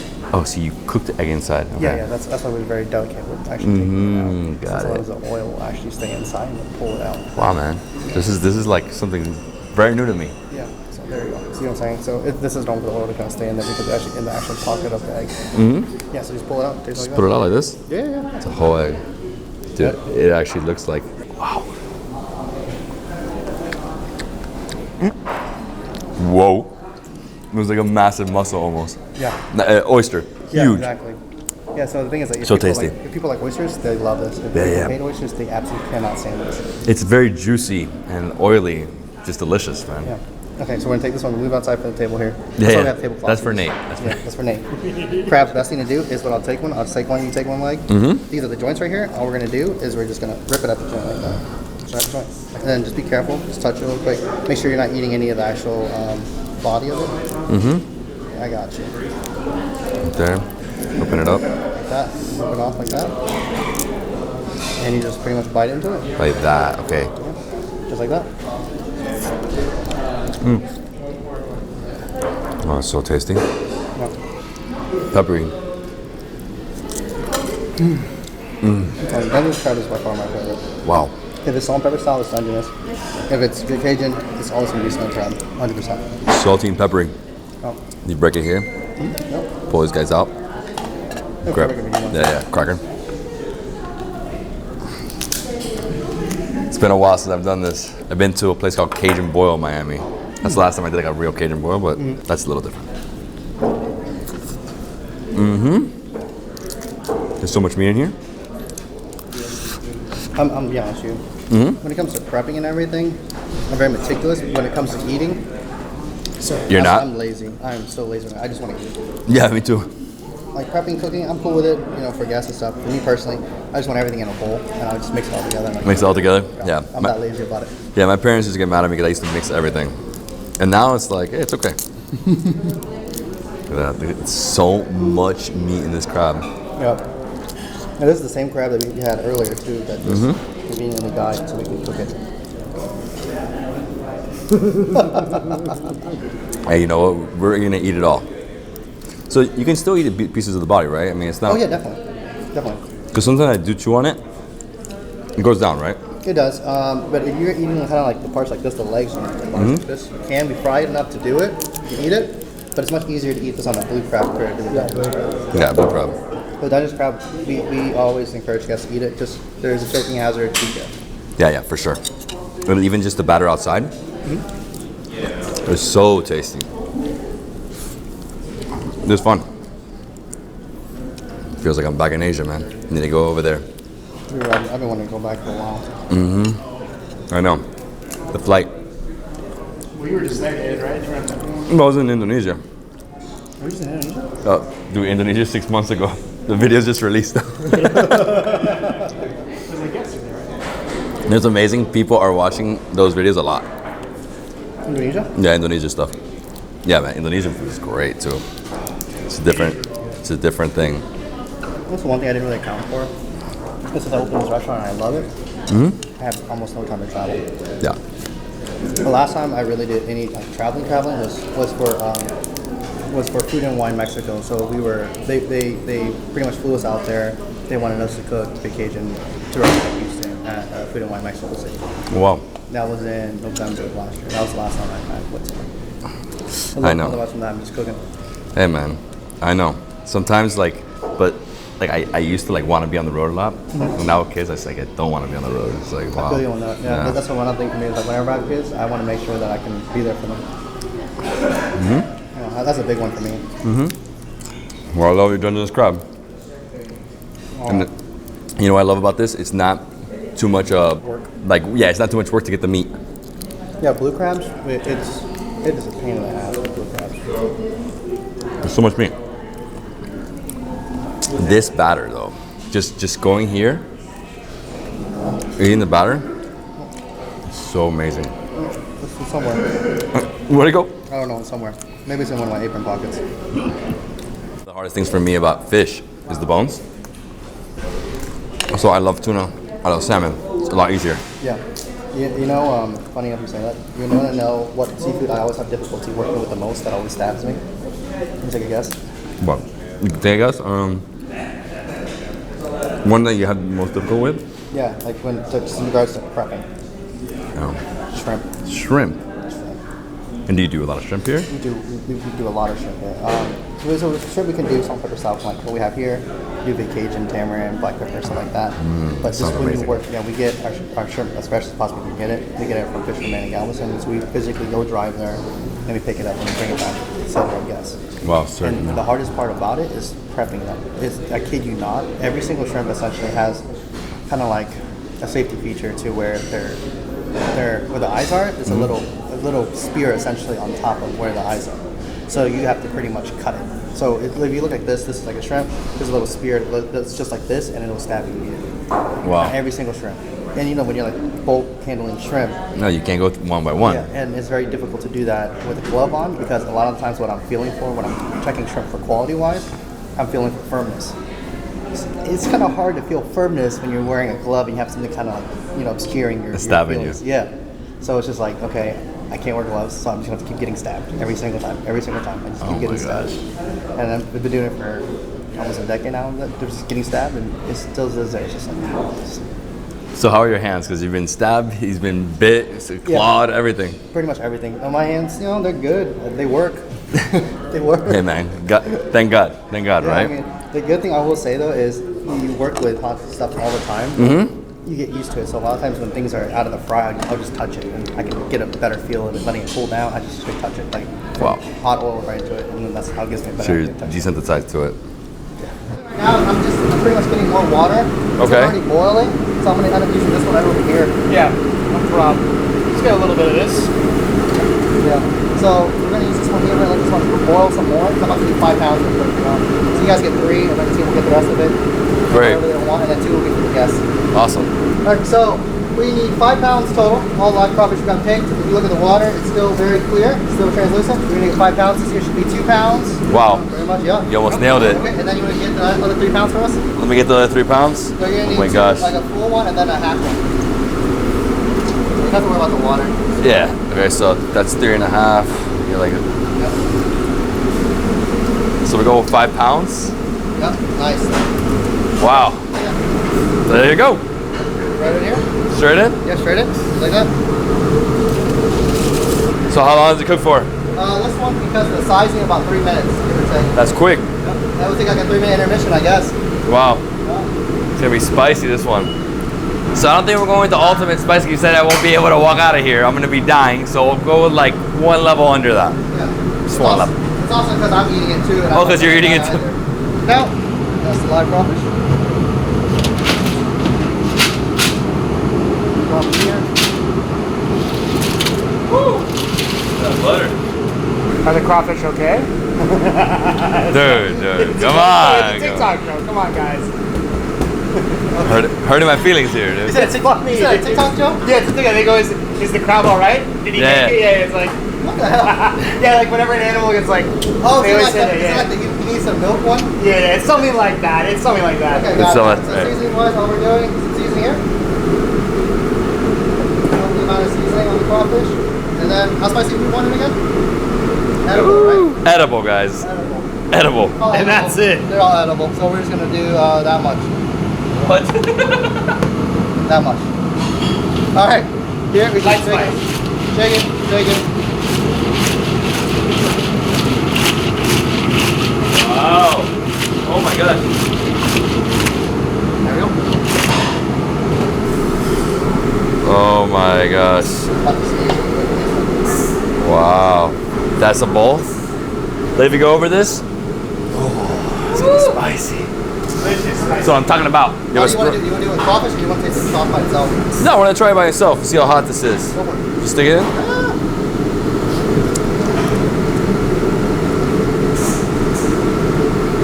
It's gonna be hot. It's gonna be hot, bro.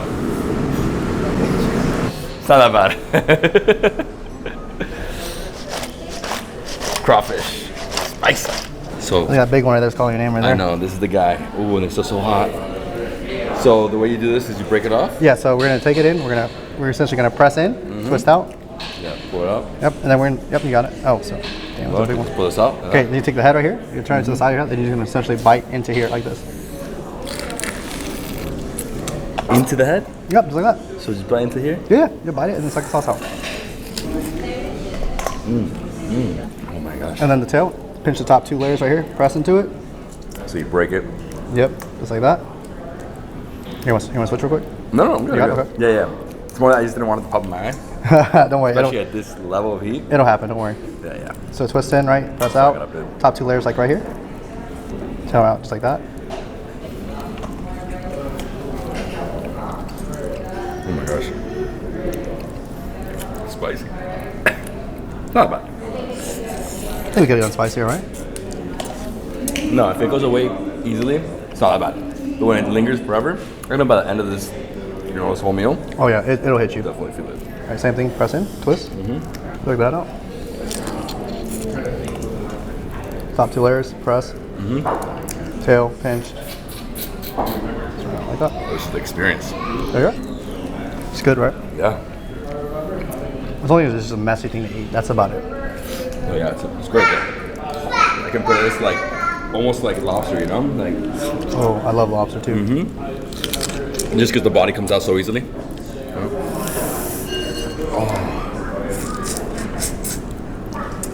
So this is a stop. Just this is suck it. everything out the head, and then open up the tail, and pull the meat. People like to do the claw too, but I personally don't do it. No, too small. Yeah.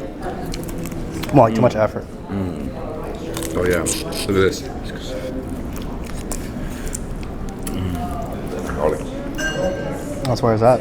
Oh, so that's another dish that Chef Trong does only. Okay. It's an actual dish called crawfish and noodles, but it's like one of those black menu items that doesn't exist ever, and it's only when he has ingredients to make it. Got it. So what is it? It's like this with some noodles? Yeah, it's like a completely like special like VIP event only type dish. Yeah. Sounds good. Do you see it sweating yet? You're starting to sweat. Yeah, a little bit. Yeah. A little bit. I didn't think I'd be eating crawfish today, but here I am.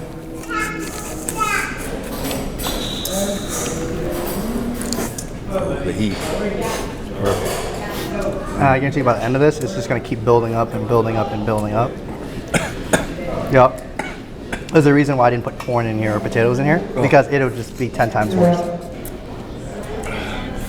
When I feel like in my eyes. That's normal. That's when you know it's hot. Biting through. I mean, it's funny. Because I was full, but it's opened up my appetite. That, and what I like to do is, when I'm feeling under the weather, I just get it spicy. And I guarantee you, it's just like going to a sauna. No, it solves it. Yeah. Whenever you're sick, just eat spicy food. I mean, you'll be dying after, but yes, it'll definitely work. I mean, I'm so used to spice. Love it. I almost, because of all my trips to Asia, I almost can't eat raw spice now. Really?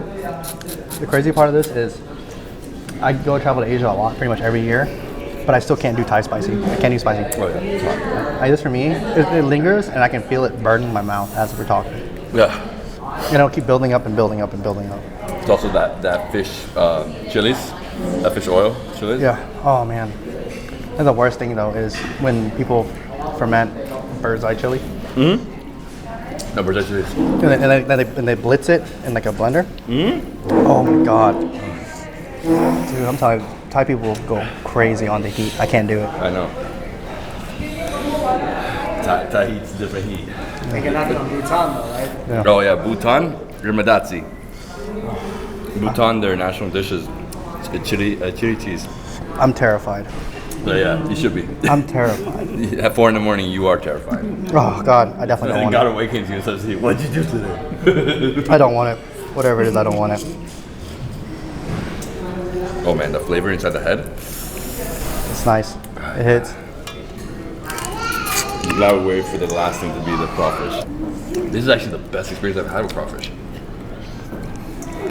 Because I've had like Cajun boils, but not this. And I'm telling you, it comes down to the preparation of it. Remember we were washing the crawfish, you saw how clear that water was. Usually it comes in, it's just pure muddy. It looks just like mud. Yeah, it looks black and brown. And you'll see clumps from all the sand and the mud. So we'll let it sit, we'll let all the sand and everything go sink to the bottom, and then we'll clean it from there. And then we'll re-purge it again. And that's how we'll keep doing it 3-4 times until the water's clear like that. Look at my eyes. The corn and stuff, you wouldn't be able to finish this. No, it'd be too much. No, because the corn, it takes up the notch, and then it intensifies that spice like 2-3 times. Ooh. So if I get medium, it'd be like extra spicy. Oh wow. It's good though. But it sucks. It's hell. Dude, I don't know how you're able to keep going, man. This is epic meal. I can't move, dude. This is an epic meal. Well, that's why you're the pro. That's why he's the pro. Yeah. Look at this one though. I'm just an audio guy today. Yeah. Easy. Just on the camera, man. I don't need that. Yeah. It's like it's in my eyes though. Like, Yeah, it'll stink. Just remember, don't touch anything. Don't touch anything. It's like, hold on a sec. It's a normal thing for guests to not think about it, and they get like spicy, and they start rubbing their eyes like, Oh yeah, yeah. Oh, dude, it's bad. we've all made that error. Yeah, I made it. Before you go into the.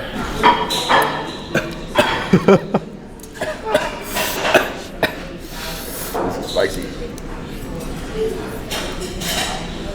Oh my god. I'm done. I'm probably quit here. I can't. God, come on. I'm done. You're not a masochist? Come on now. No. Am I okay? Yeah, no, they're not. They're not. You know, it's crazy. This is like more like medium spicy. It's not even spicy yet. I know, bro. Because I know like it could be way worse. Yeah.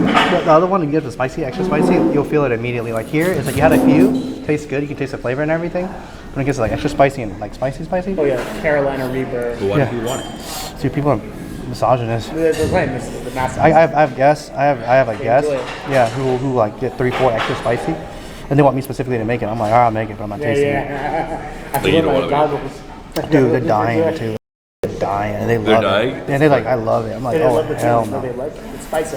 Yeah, because even though no matter how spicy you get it, you'll always be able to taste the flavor we have in there. So you can get triple X spicy to regular, and you'll always be able to taste the seasonings that we put in it. Look, who was here? Sean, Chef Naoki, he's a very good friend of ours. He used to own Sean Kitchen. They're closed now. Great character. Amazing. All right, so let me see how I do this. I chose the perfect spot. Thinking, what's Vietnam? It's red and then a yellow star in the middle, right? Man, I wish I could draw the flag right here, but. Yeah, that's great. You don't have to. Put 9. Davidsbeenhere 9, right? 9. That's the lucky number, right? 9? You guys the wrong dude. No, in Vietnamese, isn't that the lucky? I don't even know. 9. Good? That's what we were told. As long as you're not getting me canceled, that's all I care about. No, yeah. You gotta put a 6 before that. Hey, I didn't know if to write anything else, but I think it's good. Yeah, that's good. It's good. Good, love. Love you guys. Let me see. Oh, I put the date. So what's the day? So it's 3. Perfect. All right, guys. I appreciate you guys coming by. Thank you. You guys gotta go do what you gotta do now, and I gotta go back to the kitchen. My man, thank you so much. I appreciate it. That Thank is you. Cajun-Vietnamese? Yeah, Vic Cajun crawfish. Vic Cajun cuisine. crawfish. Yep. That's Vietnamese food in Houston. Peace. The day is over. Day 2 is done, and look at the skyline. I am Vietnamesed out, and I love Vietnam. I can't wait to go. Guys, let me know in the comments below. Saigon, where should I go?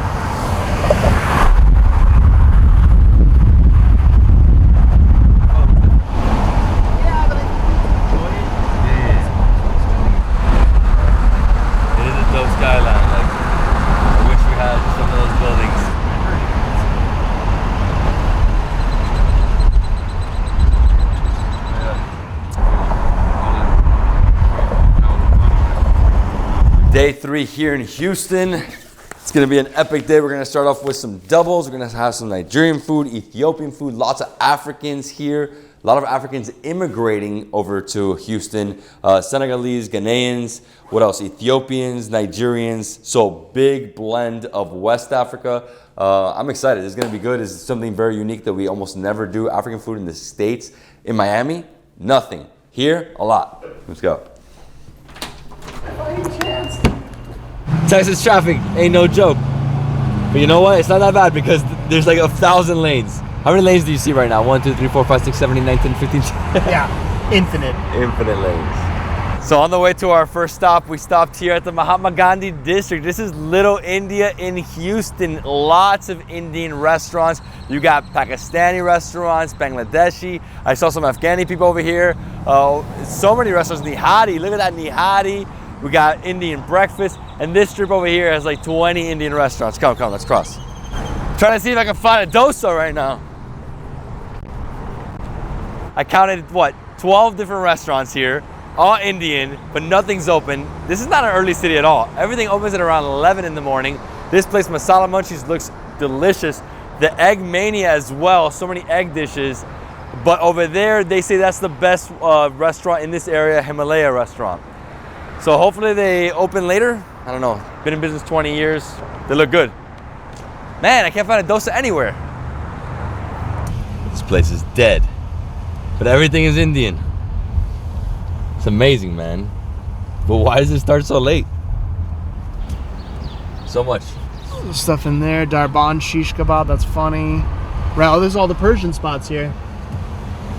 So Mahatma Gandhi district is very, very small. It's like literally 4 blocks. A lot of shopping malls, strip malls, full of restaurants. Some of them have sari clothing, some grocers, but everything's closed right now.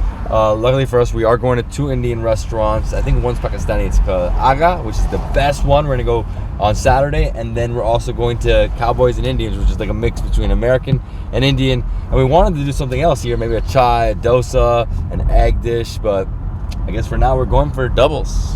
Let's go. And guess what? I found Trini food in Houston, J&D Caribbean Cuisine. We're gonna do Trini street food, authentic doubles, pylori, and aloo pies. I'm so pumped. Let's go inside. Let's meet with Davika and Janelle, the owners. J&D. Welcome to a Trini kitchen. All right, Danica. Yeah, Danica. How you doing today? I'm already on. Oh, yes you are. How's everything? Everything's great. Awesome. So, what's your story? My story is, well, the usual. Migrated from Trinidad. Love cooking. Mm-hmm. You know, I basically lived most of my life in New York, and then I moved here to Houston. And when we moved here to Houston, my sister and I was like, we need some good Trini food, because in New York, when you come off the train station, everywhere there's a roti shop. Exactly. So we decided to start experimenting, and with our friends' help, you know, they're like, open a roti shop, open a restaurant, do something. We started. And we started very small to see what our clientele would look like. And then we started having to buy in bulk. So we're like, okay, this is time we find our restaurant. Wow. And here we are 5 years later. You know, it was a struggle, but we made it. And we have to thank all our loyal customers, most of all. Because of them, we are here. And you started like right before pandemic. You're right before the pandemic. Wow. Yes. So how was that? Difficult? It was a struggle, but we did a lot of family meals because kids were out of school, and people took to that. So, you know, you buy 2 entrees, get another one free. Yeah. And people took to that, and so we were able to float. Yeah, the good thing with Trini food is you get to get to go. It's not like you Yes. have to sit down and eat it. Yes, exactly. So we would have people, you know, tell them what time to come, pick up, and they had food for their families. You know, doubles was always, we had like buy 10 doubles, get 2 free. Awesome. So people took to those kind of stuff. Yeah, for sure. Yeah. Well, I'm ready. Doubles. Yes. Let's do this. So this is our dough already heated. And we basically lay them on a sheet. So we kind of like have it like averaged out. So if you notice, by the end of it, they all look uniform. Yeah, they're all perfect. Yes. Same shape, same size. You know, you're getting 48 on the sheets. I mean, different people do it differently. In Trinidad, they're professionals, so they just hold it in their hand and they. Oh, I know. They're like this. No, the amazing thing about Trinidad is how many double spots there are on the streets. I couldn't believe how many street food spots there is. And all sold out by a certain time. Oh yeah, and everything is just like you were here until we set off. Right? And so you leave it here after for like 10 minutes to settle, and then Yes. after that we throw it in the fryer. In the fryer. And it's like flash fry. It's like quick. Yeah, quick. Not even, 5 seconds on each side. Well, I tell you, I put it out there online. I was like, I'm looking for the best Trini doubles, and everybody was like, J&D. That's amazing. Yeah. No, thanks to my Facebook audience. Thank you. It's great. And it actually all worked out because the other one canceled, and I was like, okay, we're going over here right now. Right. You know? So you got aloo pies too? Yes. And we have the dough here for the pylori. So it's different dough for the pylori. Yes, it's a softer dough. Yeah. A little bit more turmeric. So let me ask you, what's the difference between a pylori and a festival Jamaican? Because Jamaican festivals, I guess, is like it's super sweet, and then this one is not. Like Ours are it's a little bit on the bland side. You'll taste the cumin, which we call jeera, in it, but it's accompanied by tamarind sauce, which really takes it up a notch, and mango chutney. Yeah, it makes that sweet deliciousness, and then you add a little bit of pepper. Of course, but you're in your hot sauce. So. Oh my gosh. Yes. No, well, I'll tell you, the pepper in Trinidad, I think is that scorpion chili, like, they really... Yeah.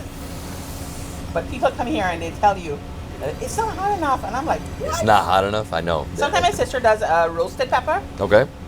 and people actually like that. Yeah. Oh, wow, look at that. Look how she makes it perfect, man. They all look exactly the same. There's a few duds in there, but... Yeah. Okay, so this is basically ready to go. So now I'm gonna set up the oil and stuff. Doubles. We make up to 300 doubles per day, especially on the weekends. So it's constantly, sometimes you may have a wait, but you're gonna get it. So what are you doing here? The stuffing? Yeah, that I cut out. But this here is going to be the filling for the aloo pie. Looks amazing. You added some chili flakes in there. Yep, just to give it a little kick. Okay. So she was telling me they have goat curry aloo pie. Curry goat. It's one of the best sellers. One of the best sellers. Also shrimp. That sounds amazing. Everything is amazing. I know. Trini food is the best. The big of Marcus on this. Very good hot sauce.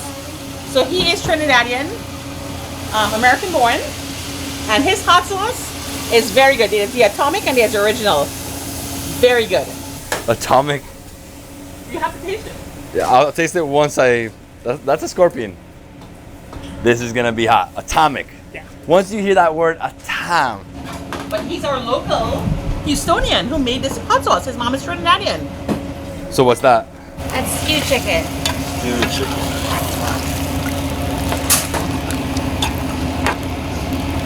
So what are you making here? Going to make aloo pies. So I'm stretching the dough to cut it out to fill it with the filling.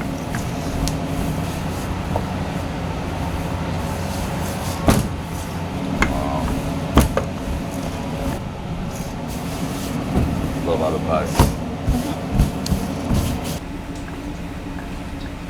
So what's your name? My name is Ramona. Ramona, you also Trini? Yes. Yes, amazing. I don't look Trini?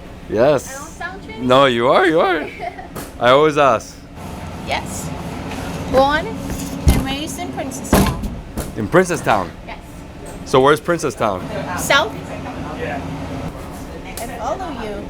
Oh, thank you. See you always with Jason. Yeah, I was with Jason. Candace. Candace.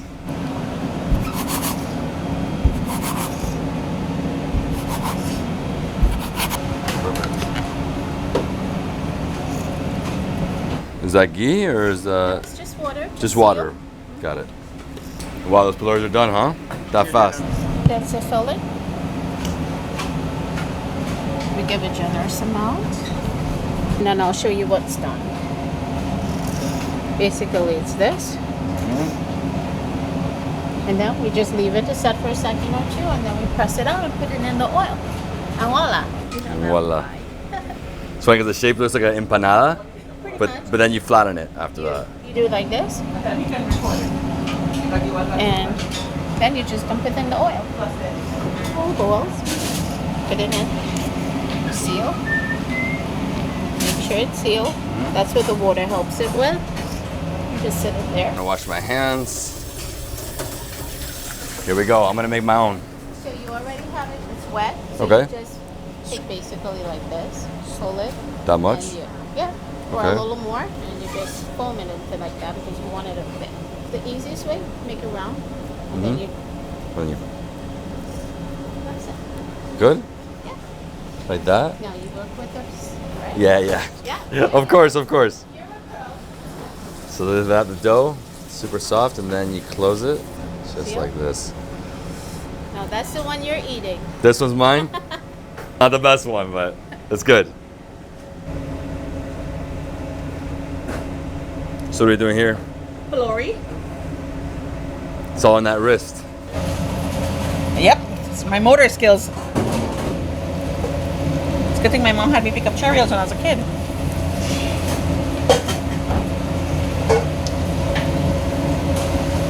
You're from Little Saigon, huh? Richmond Hill. Richmond Hills. Spent a very long time in Richmond Hills. It's amazing how I'm starving right now. I'm like looking at the food we made, I'm like, oh my gosh, I can't wait.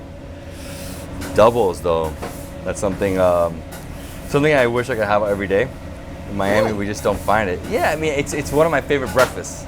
It's very easy to eat, and Trinidad is so many. Like I've never seen a place with that many spots as that.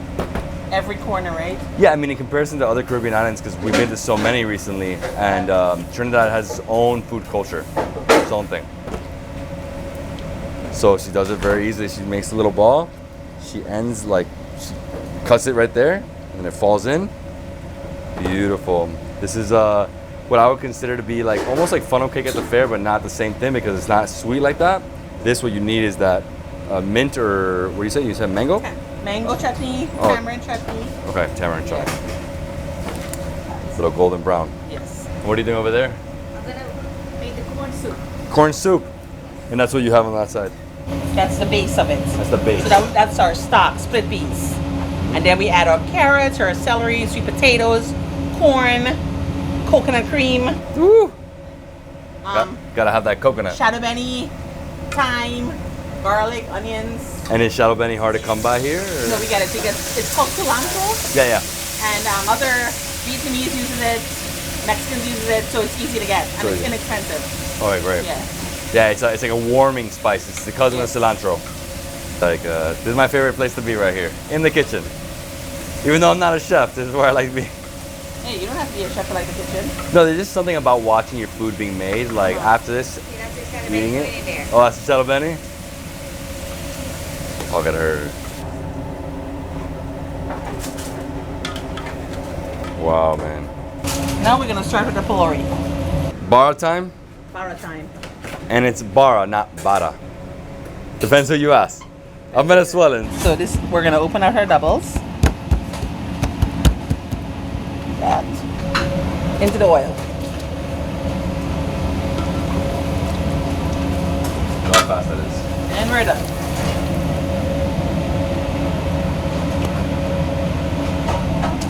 My oil still has to reach up a little bit higher, so it can do faster. Because it's supposed to be like 5 seconds, right? Like quick. And we don't use the same oil every day. There really is an art to this. It sure is. How long have you been making doubles for? Your whole life? Nope. No. The last 5 years. Last 5 years. Wow, bro. This is gonna be so good. That bara.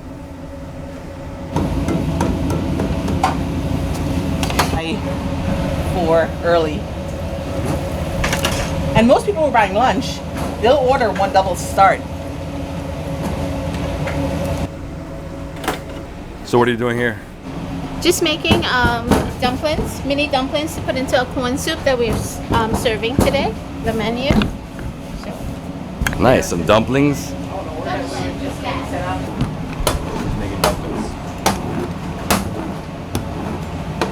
Not your traditional way, but it works easy in the soup. Very small dumplings though. Yeah, so that they could just put it on the spoon and eat. Because like I said, a lot of people take it to work, they're eating at their desk or whatever. So you get a bite size of everything when you scoop.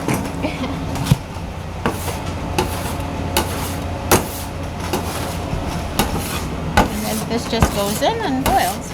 Once she's ready, I'm ready. You almost ready? She can pour it in.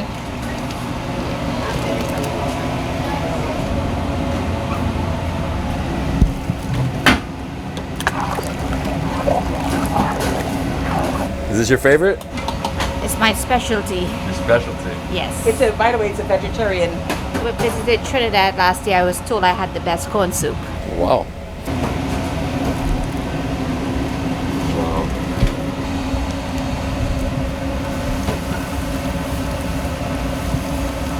So you're making 40 bara back to back to back, and this sells out, it's done. We're not done making bara for today. This is just the beginning. Oh, it's the beginning. Yes. And she was saying some people come here like before lunch, still have this while they're waiting for their lunch. Doubles before lunch. It's like an appetizer. It's like an appetizer. I know, but it's a full meal. If you get the third bara, it's a triple. I know.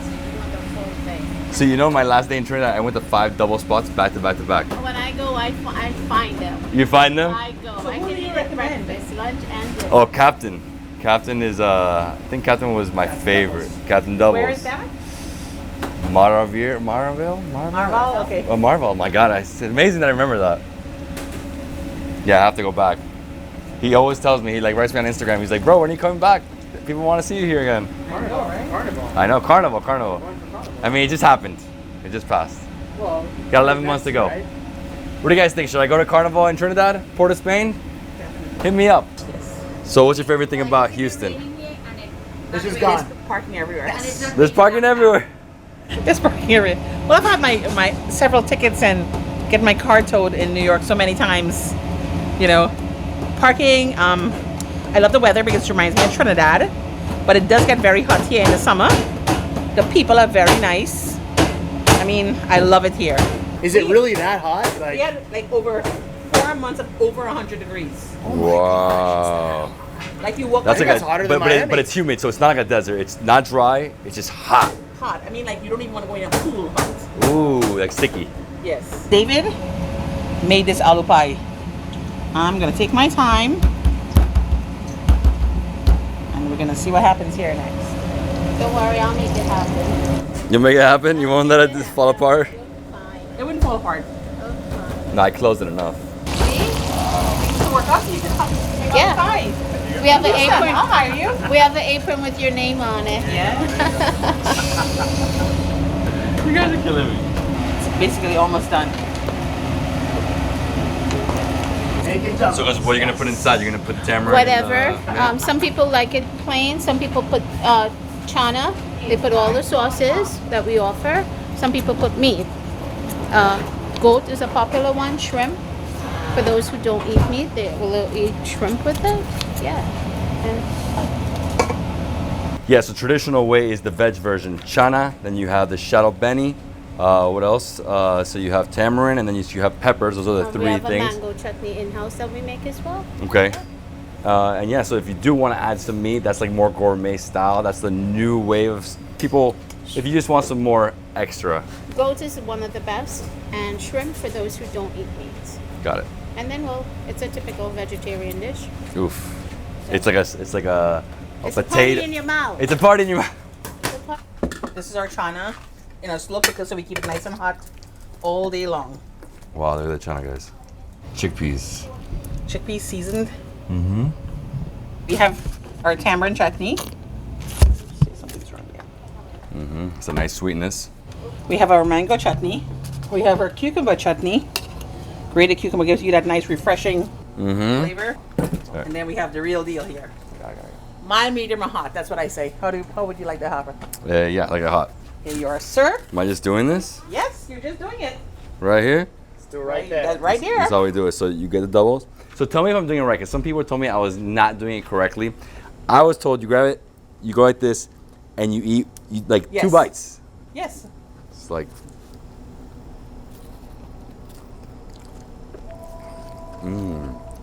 Oh yeah. You did make it hot. Is it too hot? No, it's perfect. I like the mango. Mm-hmm. Nice and soft. Oh guys, this is like nostalgia for me right now. Are you comparing us to Trinidad? Oh my Yeah, God, I'm this feeling makes me it. exciting. There's nothing like that bara. Oh, it's so beautiful. Soft, fluffy. Soft and fluffy. You It's know like, what? You know what? How I describe my doubles? Tell me. It's like a cloud of love in your mouth. Thought love in your mouth. Sorry, I threw some more tamarind in there. Sweet sauce, yes. Get that sweetness. And on the side here, we do have some sorrel. Yes. Hibiscus. Hibiscus, yes. Very popular here in Houston. So this is house made, eh? Oh, so refreshing. Sweet. Yes. It's, cinnamon? Cinnamon, star anise, clove, and nutmeg. We let it steep all night, and the next day, add vanilla, sugar. You know what's amazing? You're saying that stuff, and I'm like cinnamon, nutmeg, vanilla. I feel it all right now. Yes. So you get that Caribbean flavor going on. All natural. Yes. Here's the best. This and a super hot day in Port of Spain with the doubles. Do this right outside, and everybody does it like this, is standing. I think Yes. I overdid it. Not even with a plate. They hold it in their paper. That is amazing they do that. Yeah, yeah. This is straight nostalgia. Can't believe I found Trini food here. The Caribbean in Houston. Caribbean in Houston. Mm-hmm. I'll tell you, I know people might get mad, but Trini Caribbean food, or Trini food, is the top food in the Caribbean. So start construction. So you're gonna Very little chana. This is curry goats, made with all the different spices and shadow beni. So you'll find little pieces of bone. So you're just trying to find the pieces without the bone? Yes. Again, we're gonna kick it up a notch with the flavors. Oh wow.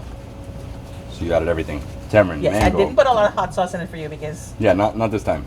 Yes. I want to enjoy the flavors of the goat. Yes. If not, it's gonna be way too hot. Your curry goes all the pie. Guys, I don't even know how to grab this. It's so big. It's gotta go in there. The flavors in here. Oh, that meat. Let me get some more. Oh, wow. That's amazing. Curry goat. Oh my gosh, guys. The chena. You put also culantro in here, right? Yes. Shadow Benny. The only problem is you filled me to the rim. Look at this. It's so big.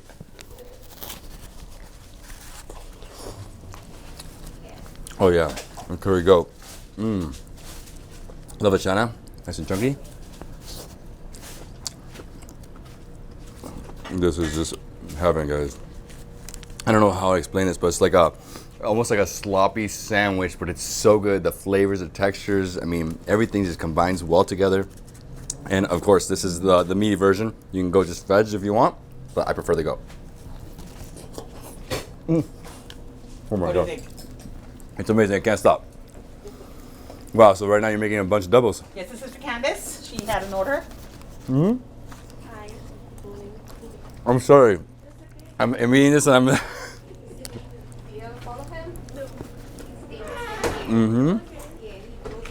Oh, this is true authentic. Wow. First time trying a meaty pie. Yes. What do you think about our curry goats? And you take some home with me. So for me, goat curry is my favorite. Oh, it's curry goat. Goat curry. It's curry goats. If you're in Georgetown, you're gonna say something different. Right, definitely. Their famous corn soup. I don't know why she brought this out. She's like, you have to try it. I'm like, I'm so full. Oh man, it's so comforting. Wow, the corn, carrots. All the chutneys, right? Mm-hmm. Not too thick. All this after a hangover was perfect. Oh, it's fantastic. She was saying that everybody in Trinidad is like, you have the best corn soup in the world. But she's in Houston, so. You know, I almost never have soups. All more soups in my life. It's too hot in Miami. Is Trini soup though? Say it's too hot in Miami. In Trinidad, they eat this in the scorching weather. Makes no sense, but I guess it does. For me. This is amazing. Congrats, guys. So now you know when you're in Houston, you have to come to J&D Caribbean cuisine, but it's actually Trini, the best.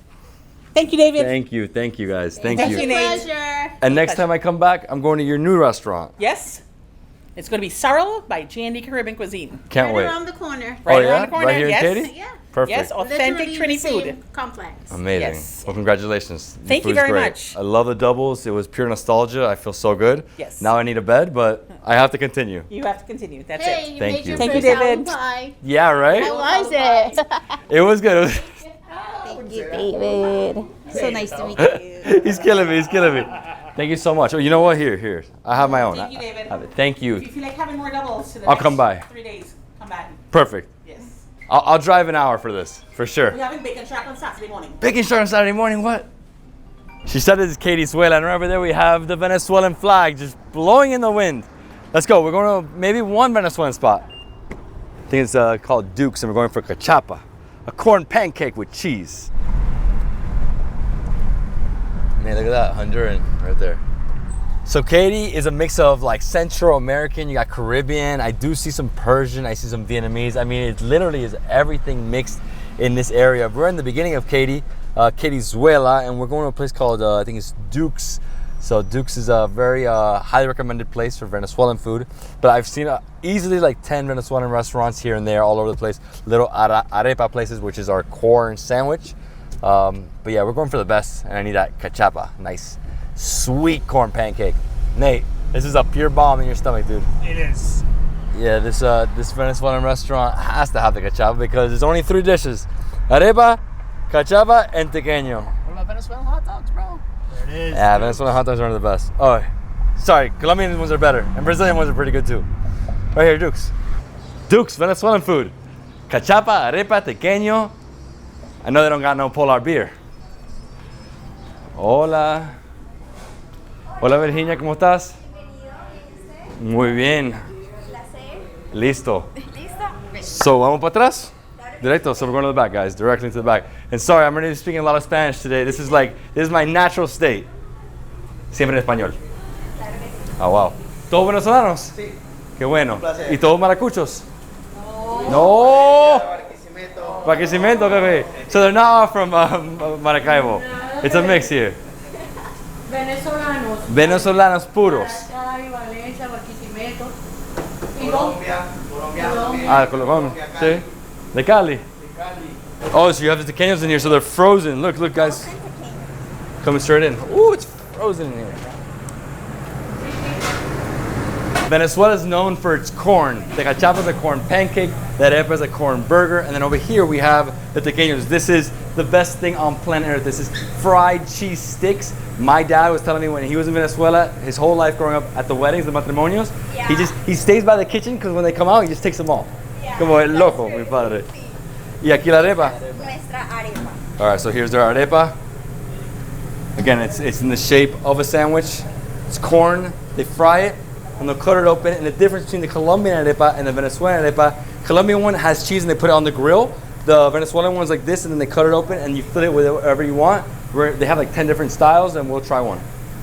Okay. Why so many Venezuelans in Houston, and especially this area? Because Katy is known as Querizuela, casi como Dorazuela, ¿no? La verdad, Houston es muy parecido a Venezuela. Es una ciudad muy fácil para el inmigrante para venir a trabajar. Nos abrió las puertas a todos, ha sido muy fácil. Entonces creo que venimos al lugar indicado y nos hemos apropiado y dándole las gracias a este país también por recibirnos y justo aquí en Katy. I think it's number 2 in the nation. Miami, Doral is number 1. Number 2 is Houston in terms of Venezuelan population outside of Venezuela. And I'll tell you, the cachapa is my favorite breakfast. It beats every other breakfast, but it's so filling. So I always ask Venezuelans one question. ¿Cachapa o arepa? ¿Cuál es? Uy, está difícil. I know, it's amazing. Arepa, más que todo comemos arepa, que es en la mañana, el desayuno. Yeah. La cachapa también nos gusta mucho, pero en ocasiones, fines de semana, o cuando queremos comer algo rico, cachapa también es rico. Sí. No, cachapa is the ultimate. The thing is that it's a breakfast thing, and it's a bomb. It really is like a filler. This, before going out to the field to work, yes, but going to the office, you fall asleep. Yeah. No, it's crazy. No, te llena demasiado ese. Sí. My mom likes to do the small arepas, like tiny, like literally this big. They're super crispy, where she puts Parmesan cheese inside, so it's like crispy, it's like a little salty. It's like awesome. Ready. These you gotta wait. If you eat this right now, you lose your tongue. So that's the one thing you gotta eat with the tequeño is the guasacaca. It is like a guacamole. It's their style, the tequeño. So I'm gonna open it to show you how hot it is. Woo! Oh, look at that cheese. It melts. So the outsides, oh, it's too hot. Perdón. I'm like, I can't even talk right now. And so here we have some garlic sauce. Oh. Mm-hmm. Oh, so good. So hot. The outer layer. Oh, I love it. I love this dough. Inside, the cheese. That's beautiful white cheese. This queso blanco.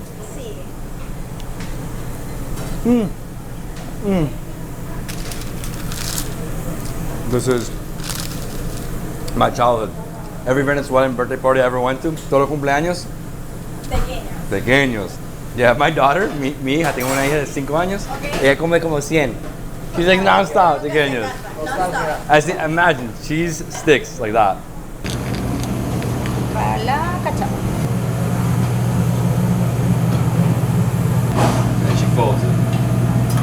Esperamos unos minutos que se derrita un poco el queso. So they build that up right in front of you. Right here, they're gonna cut it open, and then they're gonna add all the ingredients. So which one do you recommend? The pabellón arepa. It's my favorite and always fried. I love it.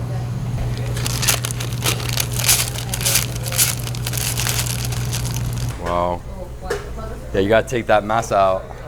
Yeah. That's always too hot.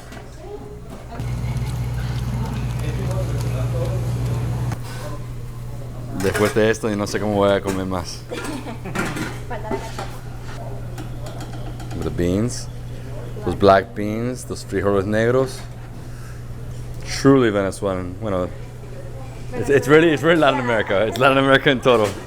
And Bowery cheese. Oh, that's the best cheese. Wow. Mm-hmm.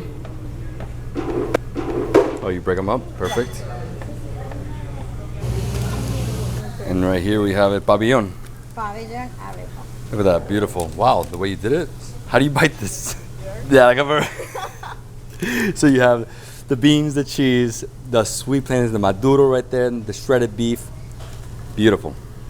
Oh wow, the cheese, the cachapa is just starting to ease out. And they have variations of cachapas. You could put some meat on top, you could put beans, you could do other stuff. So that's just way more elaborate. I like this traditional style. It's so good. Woo! And we're putting more cheese. More cheese. When we didn't think we had enough cheese, they added more cheese. Everything is cheese and corn and beans in Venezuela. It's the best. My country, La Patria. This is the best dish. Cachapa lover. All right, so over here, they have a bunch of soft drinks. You have your typical stuff, but right here in this section, you have the drinks from Venezuela. We have Maltin. This is Maltin, non-alcoholic Malta beverage from Polar. That is their brewery. But I'm going with a Frescolita because I know my mom would love it. My mom's a big fan of this one. And they also have the diet one, but we ain't on a diet today. Now with like a chop in my belly. And over here they have all these cocosete, super crunchy, beautiful Suzy, piri cream. So I don't think they're Venezuelan, they're Italians, but they're big in Venezuela. Obviously Italy and Venezuela have a huge history. My grandparents immigrated from Italy to Venezuela. This is the cachapa. We have shredded cheese on top. We have that nice corn pancake, and then in the middle we have this huge layer of cheese. Look at that beauty. I've eaten this so many times. Can't get enough of it. You know who's a big fan of this? Mark Weens. I think I'm gonna eat some in Miami, in Budari Bistro. The corn, it is truly, it's so soft. Cheese, look at the cheese, how it melts. Look at that. Oh my gosh, gotta like wrap it. Como la casa? Mm-hmm. Dude, it's just like being in Venezuela right now. Oh yeah. You know, I've been very spoiled my whole life growing up with Venezuelan food. It's its own thing. No one has a cachapa. This dish is only in Venezuela. Is it a homemade food, or would you say it's street food, or is it like in a restaurant? It's both. Both. So cachapa, in Venezuela you can see this on the street. You have the cachaperas, or the ladies making a cachapa on the street, like street food. And arepas, you see this everywhere in Venezuela. So right here, this is the sandwich. So the pabellon has everything. You have the shredded beef, you have the black beans, beautiful shredded cheese, and over here the sweet plantain. So it's a big combo of flavors, and this is how you eat it.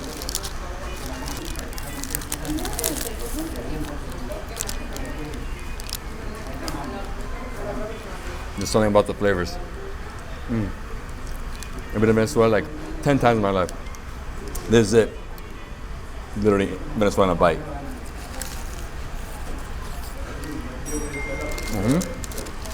You know what? The arepa is great, but again, I'll ask all my Venezuelans here.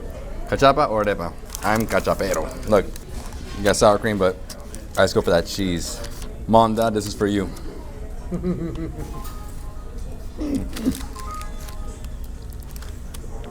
No puedo parar. I don't stop.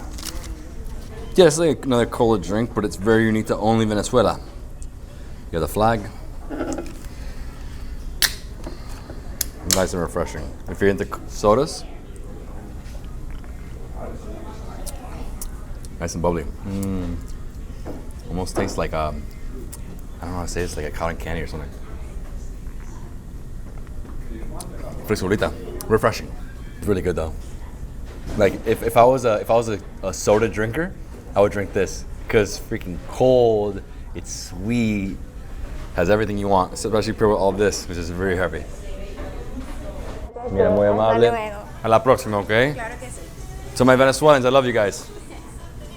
Dale, cuídate. Adios, hasta luego. Let's go, let's go. Vamos. Where are we going next? We got Mexican right here. We have Ethiopian right there. We have Nigerian right there. Ghanaian right there. Waiting for some tacos. No, I'm going for fufu? I'm going for fufu right now. And then injera.